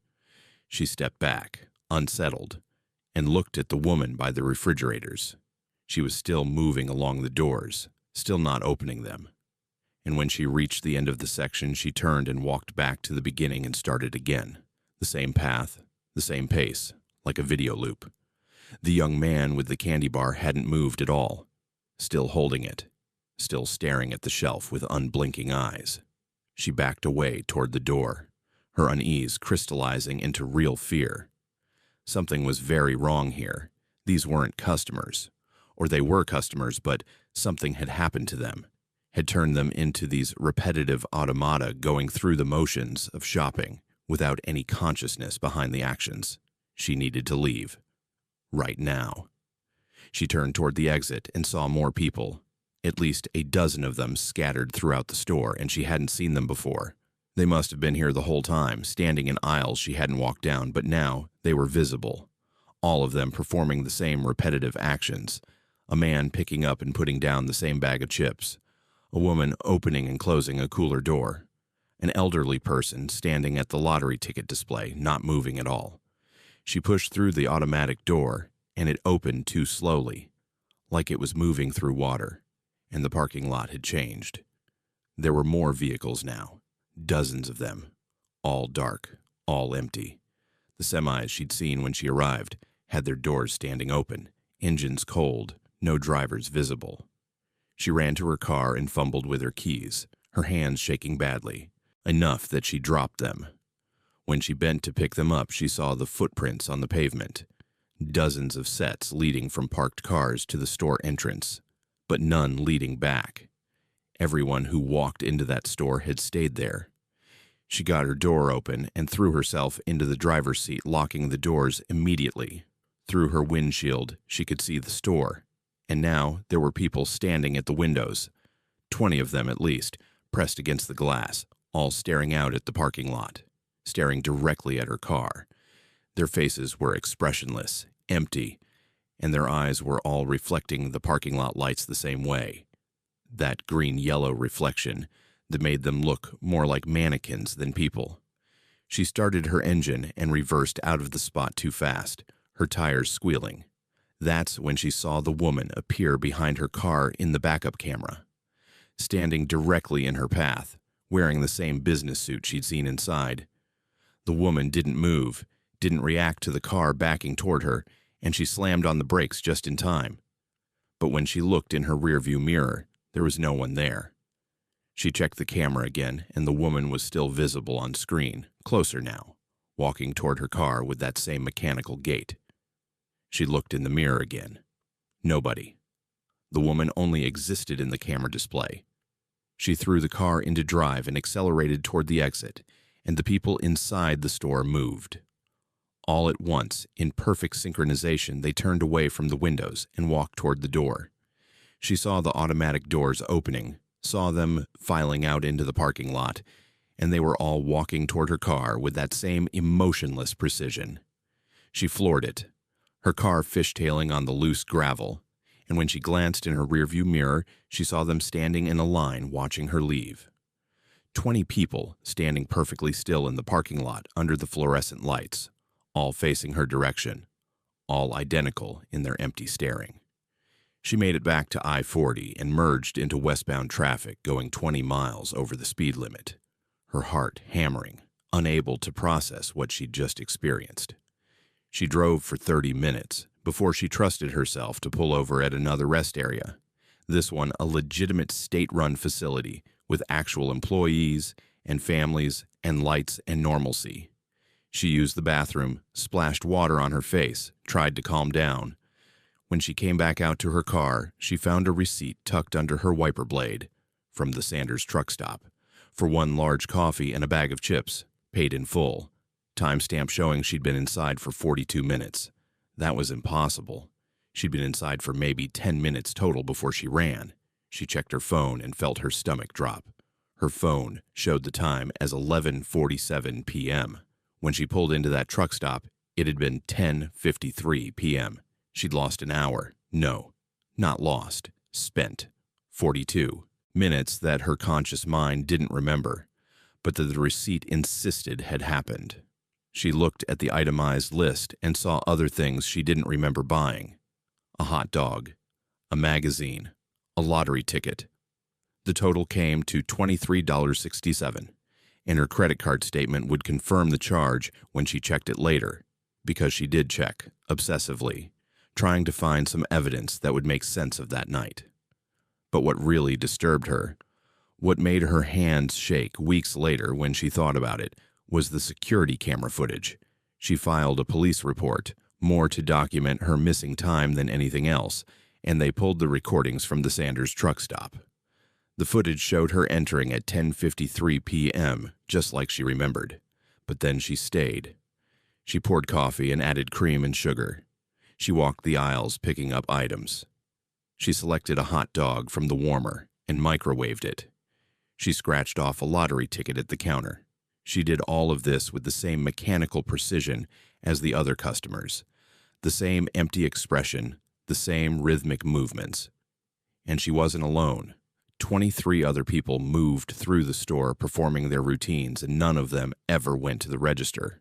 They just placed money in the cash drawer and took their change and walked back to continue shopping. Over and over. The same loops. For 42 minutes she was one of them, and she had no memory of any of it. The footage showed her walking out to her car at 11:35 p.m., but there was a gap. 12 minutes where she appeared to be standing in the parking lot, not moving, staring back at the store. The camera didn't capture what she was looking at or what she was doing, just standing there. Then she got in her car and left. The other 23 people stayed inside, and the footage showed them there still when the recording ended at midnight, walking their loops, shopping for things they'd never buy, trapped in routines that would continue until new customers arrived and stayed too long and joined them. She never drove I-40 through Sanders again. She took the southern route through Phoenix, even though it added 3 hours to her trips, because she knew what was waiting in that truck stop. She knew that somewhere in her mind, buried deep where her conscious thoughts couldn't reach it, there were 42 minutes of memories doing things she couldn't remember. Shopping in loops. Standing at the coffee station pouring cream into a cup that was already full. Walking the aisles looking at products she'd never buy. And worst of all, she knew that part of her was still there. Some fragment of consciousness that got left behind when she drove away. Still walking those loops with the others. Still going through the motions in an empty store where the coffee stays fresh and the food stays hot and nobody ever comes to collect payment. Because the store doesn't want money. It wants time. It wants you to stay just a little. Too long. Just past the invisible threshold where you stop being a customer and start being part of the inventory. Part of the endless routine that keeps the place running without any staff at all. The customers are the staff. The customers are everything. And if you ever stop at that truck stop on I-40 near Sanders, if you walk inside and find no employees, but fresh coffee and well-stocked shelves, count the minutes, set a timer, and leave before 20 minutes pass. Because if you stay longer, you might notice yourself starting to move differently, your actions becoming more automatic, your thoughts going quiet. And by the time you realize what's happening, you'll already be one of them. Walking the aisles forever, shopping for nothing, trapped in a loop that never ends at a truck stop that never closes because it doesn't need employees when it has you.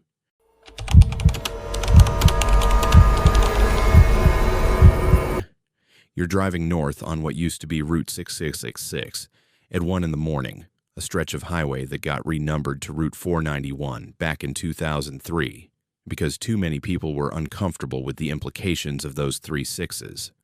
The name change didn't alter the road itself, didn't smooth out the curves, or widen the lanes, or make the desert on either side any less empty. You're making this drive because it cuts 2 hours off your route from Gallup to Cortez, and you've never been one to believe in curses or hexes, or the idea that a number painted on a sign can somehow invoke malevolent forces. The road is just a road, asphalt and paint, and the occasional reflective marker catching your headlights as you push through the darkness. The highway runs straight here, cutting through high desert with nothing but scrub brush and the distant silhouettes of mesas against the star-filled sky. You're doing 70, maybe 75, and your high beams stretch out ahead, showing you empty pavement and center line, and not much else. The radio lost signal 20 miles back, and you've been driving in silence except for the hum of your tires and the whistle of wind through the partially open window. You like driving at night, like the solitude and the way the world narrows down to just the cone of your headlights and the road ahead. There's something meditative about it, hypnotic in the best way, and you're letting your mind wander when you notice the reflection. At first, you think it's water on the road, a mirage created by your headlights hitting the pavement at just the right angle. But mirages don't usually happen at night, and this reflection is too clear, too defined. It looks like there's another road beneath yours, running parallel but inverted, a perfect mirror image stretching away into darkness below the asphalt. You can see the white lines, the reflective markers, even what looks like the texture of the pavement, all flipped upside down, like you're driving over glass and looking through to another highway underneath. You slow down instinctively, trying to make sense of what you're seeing, and the reflection remains constant, not a trick of the light, not a mirage. Just there, impossible and undeniable.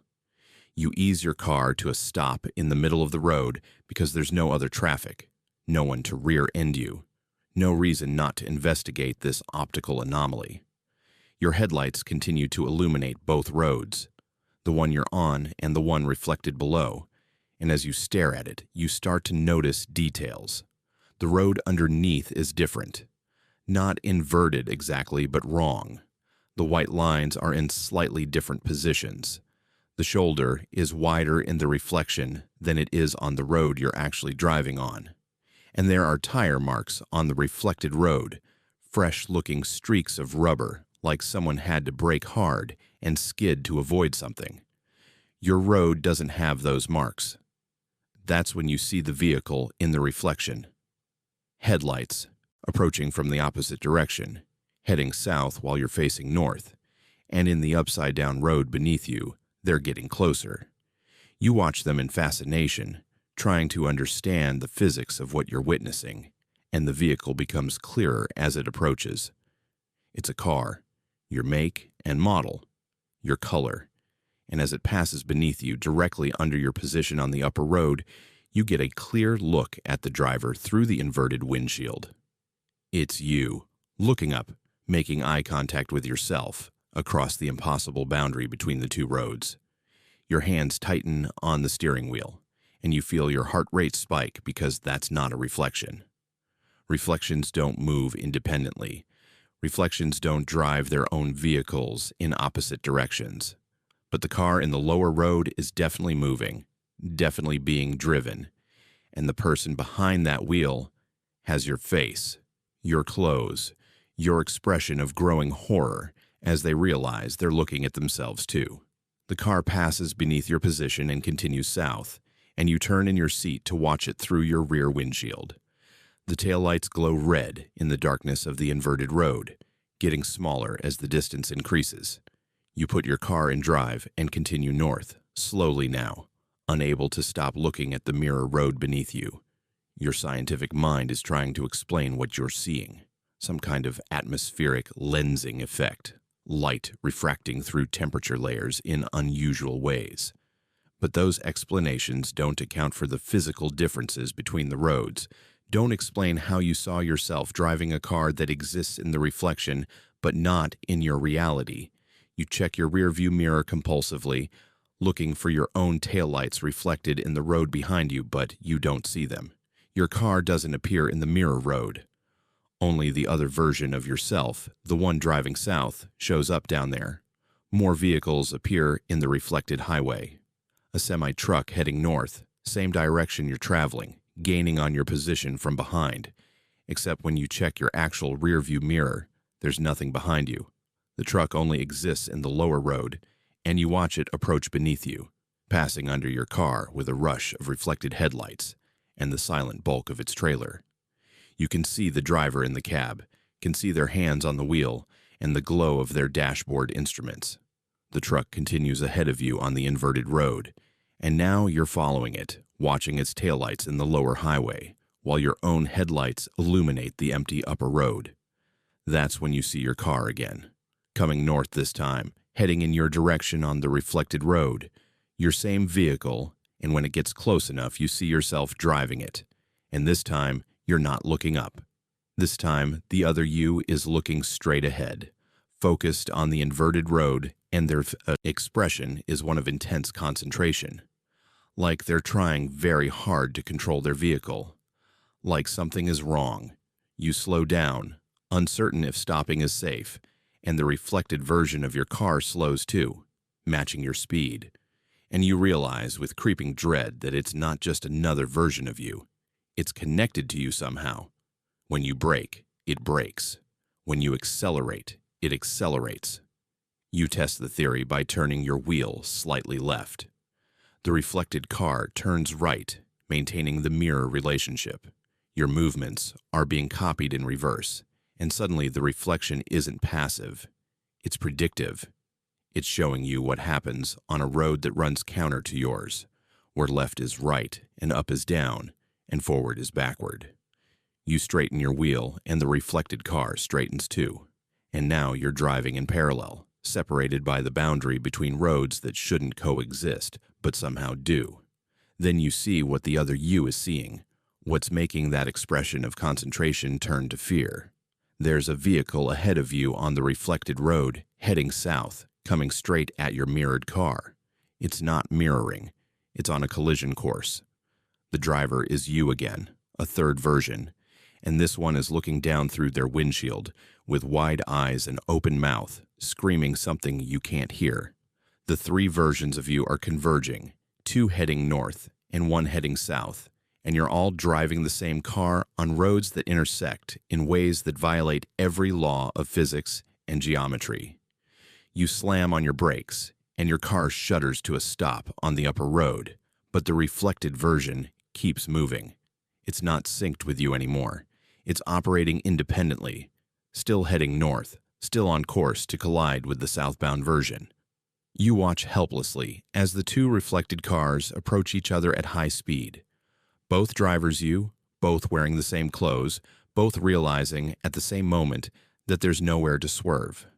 The collision happens silently in the reflected road, a spray of glass and metal crumpling, both vehicles spinning and tumbling across the inverted highway beneath your actual road.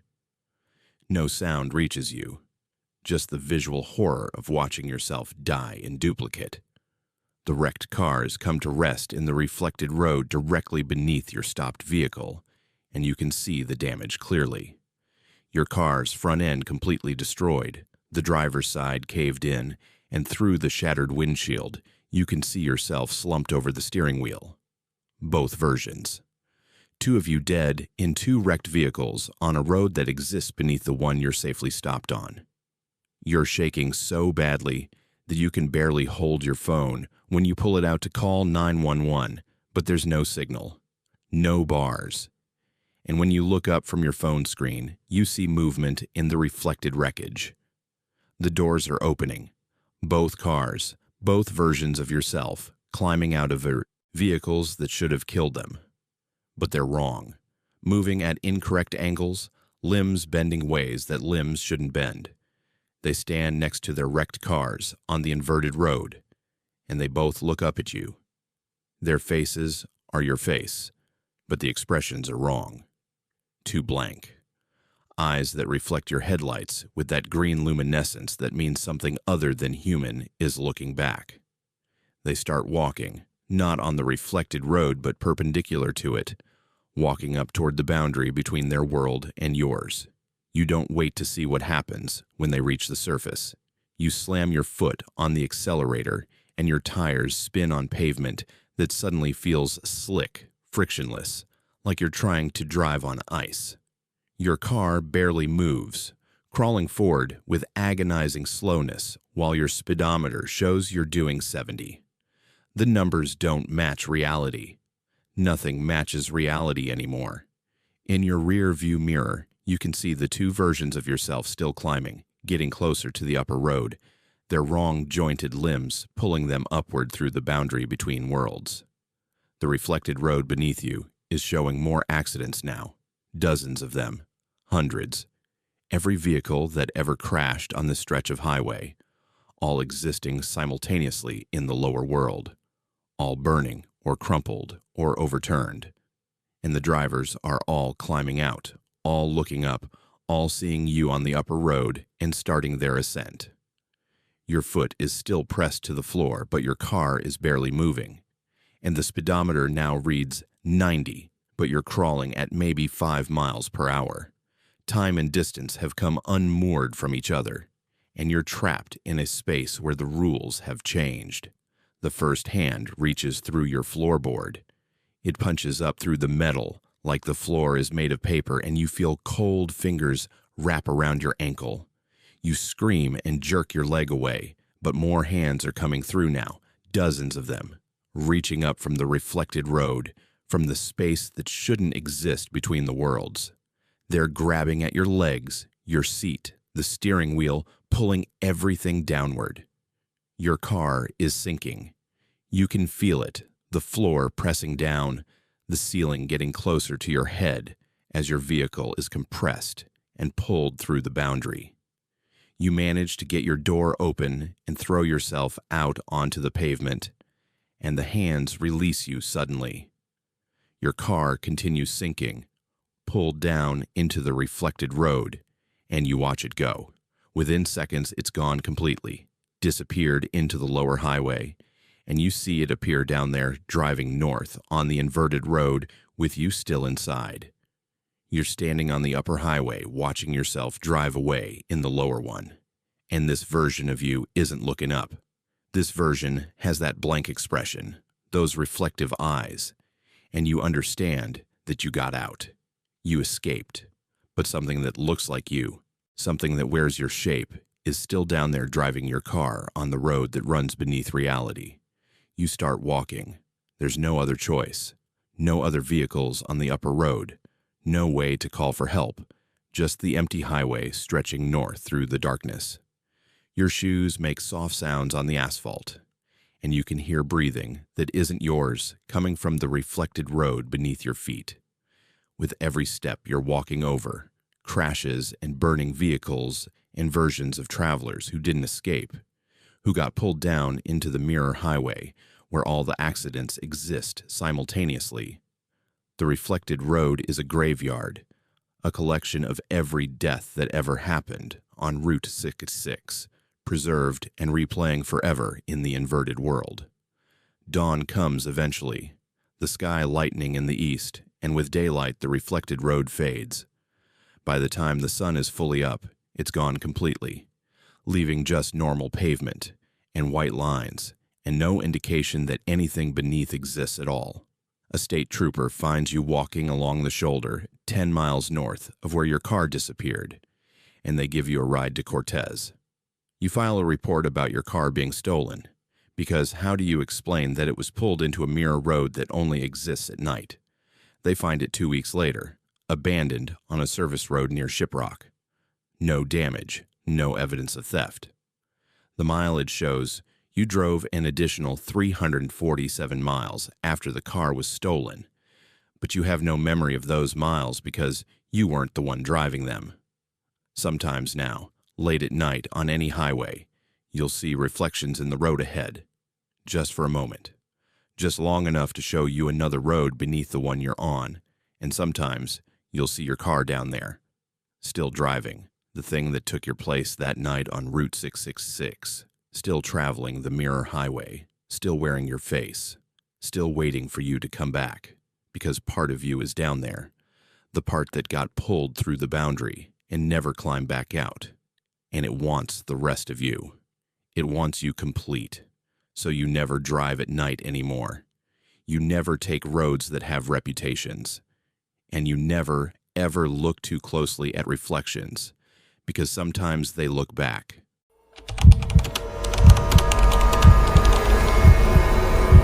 He first noticed them just after midnight on Highway 191 near Clifton, a stretch of road that winds through the Coronado Trail with nothing but darkness and pine trees on both sides. His headlights caught something pale against the black asphalt at first, and he thought it was trash blowing across the road, maybe a plastic bag or something. But the shapes were too deliberate, too uniform. Hands, dozens of them, pressed up through the pavement like the asphalt was soft, and these pale fingers were pushing from underneath, reaching upward with a desperate urgency that made his stomach turn. He slowed his truck instinctively, eyes fixed on the phenomenon, trying to make sense of what his brain was telling him he was seeing. The hands were completely white, bleached bone white, with long fingers that bent at too many joints and nails that curved like talons. They covered both lanes of the highway, pressing upward from between the cracks in the pavement, and as he watched, more emerged. New hands breaking through the surface, fingers flexing and grasping at the air, as if the things they belonged to were trying to climb up from some dark place beneath the road.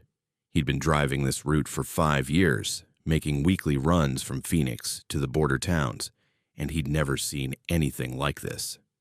The rational part of his mind kept trying to find explanations. Mass hysteria, hallucination from too many hours driving, some kind of elaborate prank or art installation. But the hands looked absolutely real, covered in dirt and some kind of dark substance that might have been blood. He was doing maybe 20 miles per hour now, creeping forward, while the hands grasped and clutched at the empty air, and he realized with growing horror that they were reaching for his truck. The closest ones were trying to reach the height of his window, fingers extending to their absolute maximum length, joints popping and cracking with sounds he could hear even through the closed cab. He made the decision to speed up, to get past this section of road as quickly as possible, but the moment he accelerated, his tires started hydroplaning on something wet. His speedometer pushed 45, and he lost control, the truck fishtailing across both lanes. And that's when he heard the screaming. It came from underneath his vehicle, hundreds of voices all at once, high-pitched and anguished, a sound that made his teeth ache and his vision blur. The hands grabbed at his tires as he skidded, and he felt the drag, felt his truck wanting to slow down, wanting to stop, like those hands had somehow gained purchase on the road itself and were using his vehicle as an anchor. He fought the steering wheel and managed to regain control, his truck straightening out, and he floored it. The speedometer climbed to 60, 70, 80, and the screaming got louder, more frantic. Like those things under the road were being dragged along behind him, fingers scraping on asphalt, nails tearing. He made it past the concentration of hands after about half a mile, and the road ahead looked normal again. Black asphalt, white lines, darkness. He was shaking so badly that his hands barely gripped the steering wheel, and his breath was coming in short gasps. His heart was hammering against his ribs like something trying to escape his chest. He wanted to call someone, to report what he'd seen, but who would believe him? And more importantly, he was starting to realize that something had changed. The screaming hadn't stopped. It was still coming from underneath his truck, muffled but definitely present. Coming through the floorboards, like whatever those things were, they hadn't let go. They were still attached somehow, still holding on. He looked down at his foot on the accelerator and saw dirt smeared on the floor mat. Dark dirt mixed with something else, something that gleamed wetly in the dashboard light. His skin crawled. He needed to pull over, needed to get out and check underneath his truck, but something told him that was a terrible idea. Instead, he kept driving, 60 miles per hour into the darkness, and when he dared a glance at his rearview mirror, he saw them. The hands were visible in the reflection of his brake lights, gripping the undercarriage of his truck. Dozens of pale fingers curled around the metal frame, pulling, not letting go. The screaming changed pitch, became almost rhythmic, and he realized with creeping horror that it was forming words. Please. Over and over. Please, please, please. Hundreds of voices, all saying the same word, begging, and he wanted to cover his ears, but he needed both hands for the steering wheel. He was sweating so heavily that his shirt was soaked through, and the cab was starting to smell wrong. Not blood exactly, but organic decay, earth mixed with something that died a long time ago. That's when he felt the first hand on the underside of the truck bed behind the cab. He could see it in his side mirror, pale finger curling around the metal, and then another one appeared beside it. They were climbing, not from underneath anymore, but actually moving along the exterior of his vehicle, pulling themselves upward with a determination that spoke to something animate and intelligent down there. More hands appeared, working their way toward the cab, and he heard scratching on the truck's underbody, a horrific sound like something trying to claw its way through metal. He made the mistake of looking in his rearview mirror at precisely the wrong moment and saw them. The things the hands belonged to were visible now, at least partially visible, clinging to the back of his truck bed. They were humanoid in shape, but completely wrong in almost every way. Spindly limbs bent at joints that didn't match human anatomy. Heads that were mostly mouth, great gaping maws filled with those same curved teeth that looked like talons. And they were smiling. They were actually smiling as they pulled themselves along his truck. More and more of them. Dozens of them. Maybe hundreds. All covered in dirt and decay and reaching with those long, pale fingers. The scratching reached his window.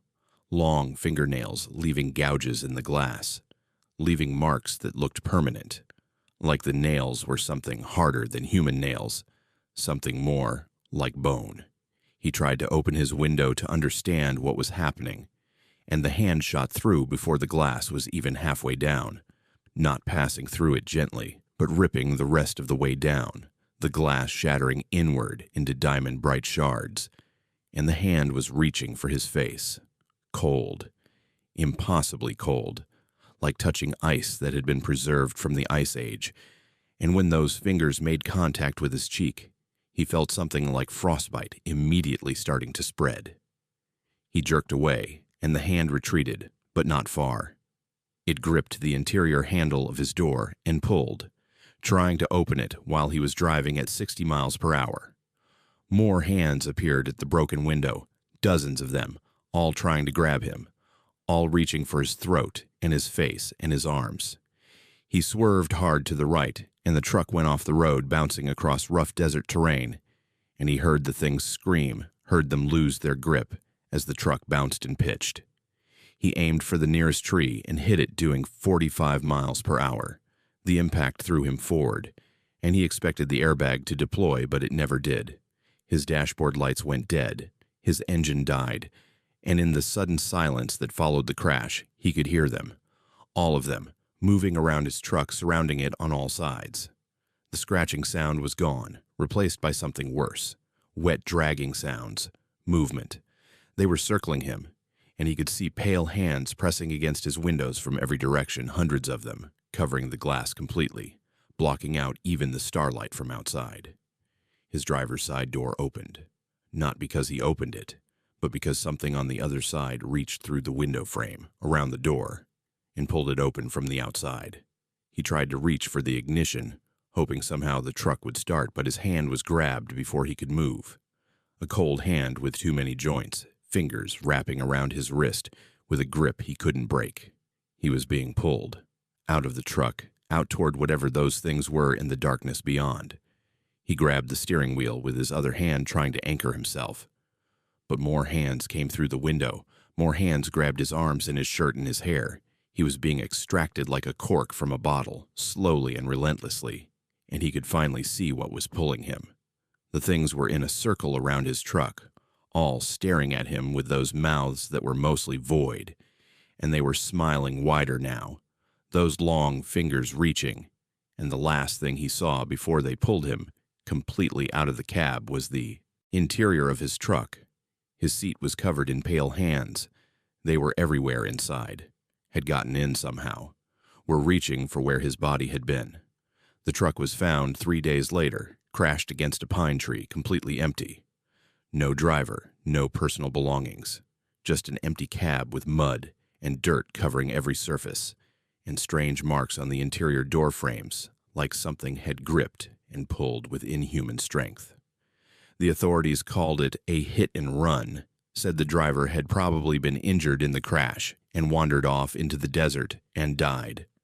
That's what they told his family. But sometimes now, late at night, on Highway 191, drivers report seeing pale hands rising from the pavement near Clifton, hands pressing upward like something is trying to climb out from underneath the road. And if you're foolish enough to stop, if you get out of your vehicle to investigate, you'll see them moving toward you with purpose. You'll feel how cold they are. You'll understand that they're not trying to escape from underneath the road. They're trying to pull something into it. They're trying to complete a collection.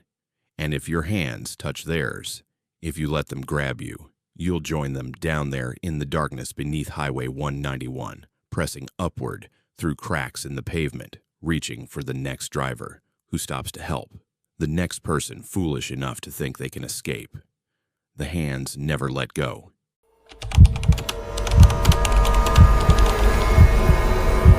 You've been driving Apache Trail for 3 hours, and you don't remember getting on it. Your GPS shows you're on Route 88 near Canyon Lake, heading west, but your last conscious memory is of leaving Phoenix on I-10 heading east. Somewhere in between, you've lost time, lost distance, lost the thread of where you were going and why. Your hands are on the steering wheel and your foot is on the accelerator, but you're not the one controlling either.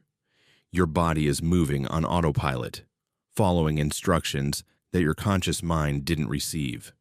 The road ahead winds through rocky terrain with dramatic curves and switchbacks, beautiful in the afternoon light, but somehow menacing, like the landscape itself is aware of you. Like every rock and pine tree is watching. The first thing that breaks through the autopilot fog is the pain.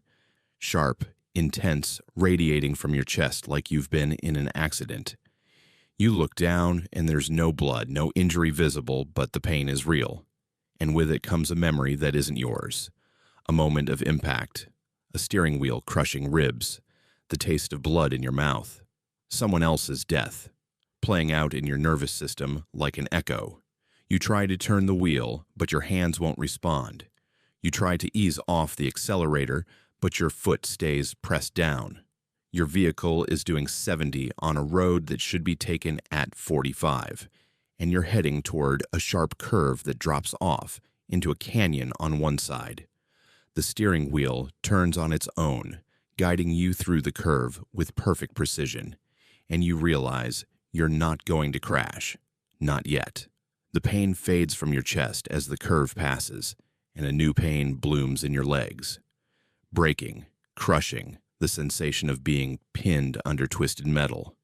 Another death. Another person's final moments playing out in your body like someone's memories are being force-fed into your consciousness. You want to scream, but your voice won't work. You want to brake, but your leg won't obey. You're a passenger in your own vehicle, watching yourself drive toward your death, but powerless to stop it. The road curves again, and you see the crash ahead. A vehicle wrapped around a telephone pole, driver's side completely crushed, smoke still rising from the engine. But as you approach it, the wreckage fades, becomes translucent, disappears. The road is clear again. No accident, no body, Just you and your unresponsive vehicle moving through the landscape. You pass the spot where the accident was, and your hands remember being crushed. Your legs remember being pinned. Your spine remembers snapping.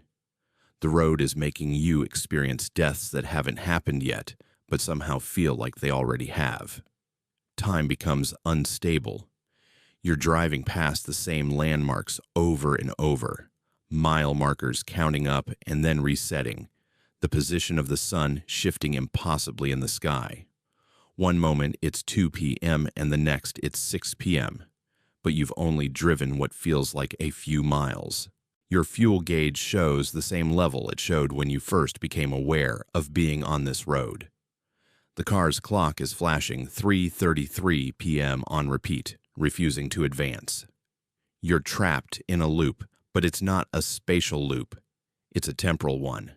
You're experiencing the same stretch of road across multiple time periods simultaneously, and all of them are ending the same way. The pain intensifies as you approach a particular section of the road, a scenic overlook with a stunning view of the canyon but a low guardrail. The pain is familiar now, part of a pattern, and you understand that this is where you're supposed to crash. This is where the road wants you to end up.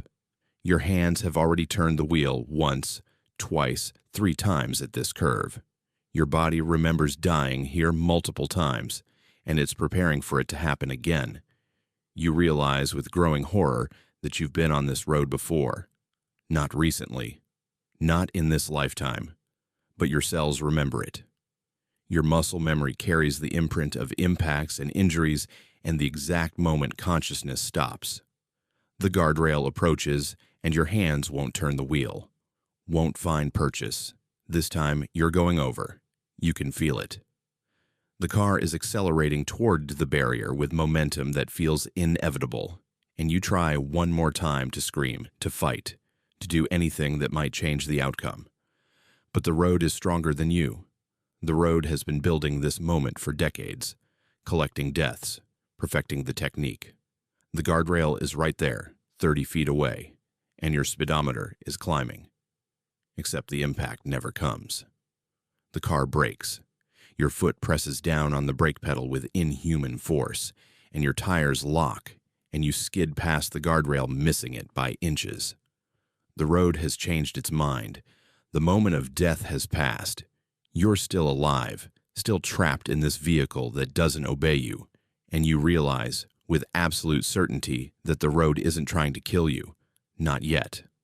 The road is collecting you, building a catalog of your deaths, adding to its vast archive of every fatal accident that's ever occurred on this stretch of pavement.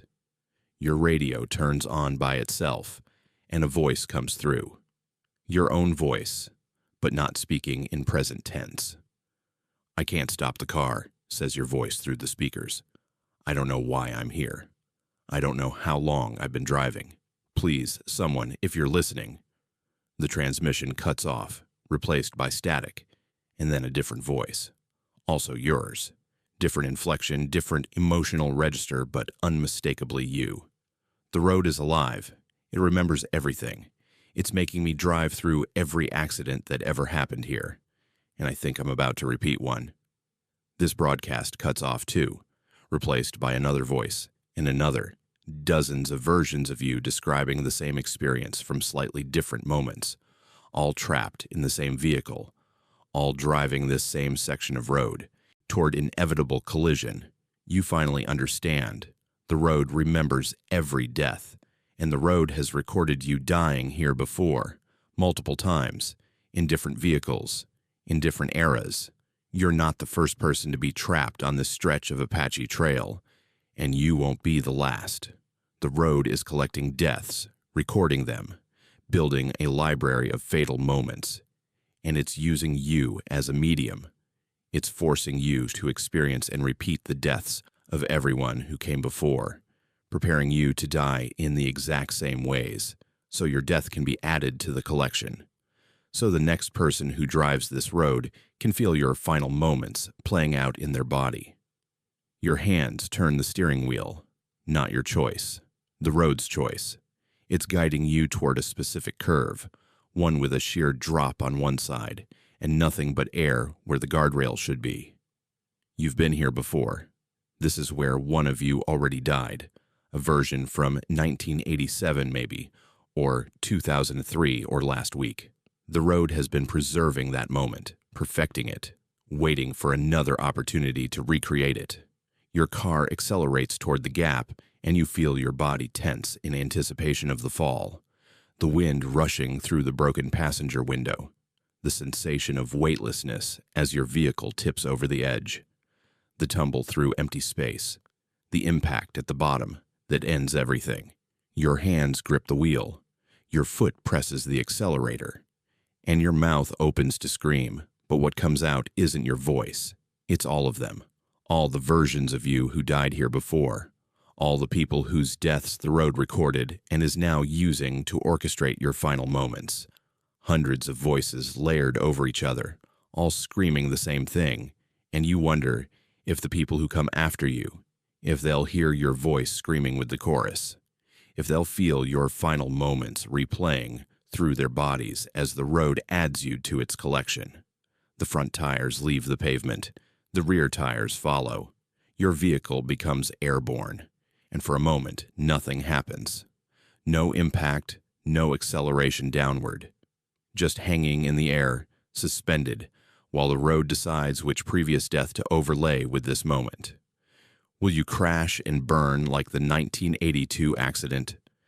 Will you tumble and break apart like the 2001 rollover?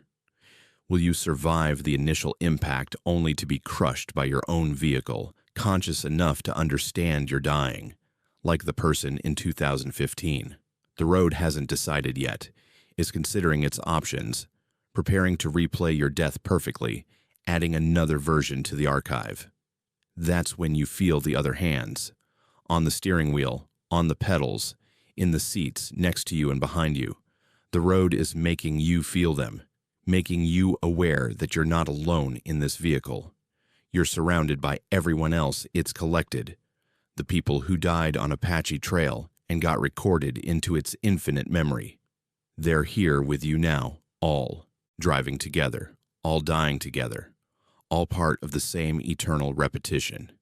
And when the impact finally comes, when your vehicle hits the canyon floor and breaks apart, you won't die. Not completely.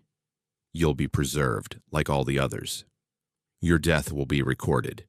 Your moment will be recreated again and again for every new driver the road collects. The impact hits with the force of 1,000 collisions at once, and you feel yourself scatter across the landscape. Not dead, but dispersed, broken into component pieces of experience and memory and final moments. And from somewhere very far away, you hear the sound of another car approaching the curve, another driver, another person who doesn't remember how they got on Apache Trail, another consciousness about to be trapped in a vehicle it doesn't control. The road is feeding again. The road is beginning the process once more, and in the dispersed remains of your consciousness, scattered across decades of recorded deaths, you feel it. The presence of the road itself, aware, hungry, collecting.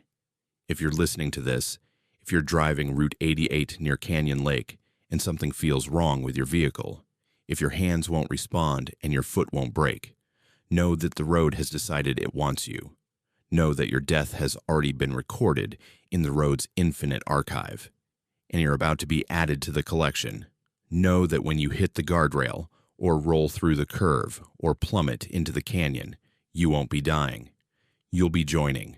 You'll be becoming part of something ancient and alive and eternally hungry for the final moments of every person who drives on Apache Trail. Because the road remembers, and it will remember you. Join Verified Souls to hear more stories of the highways where darkness waits. Subscribe now.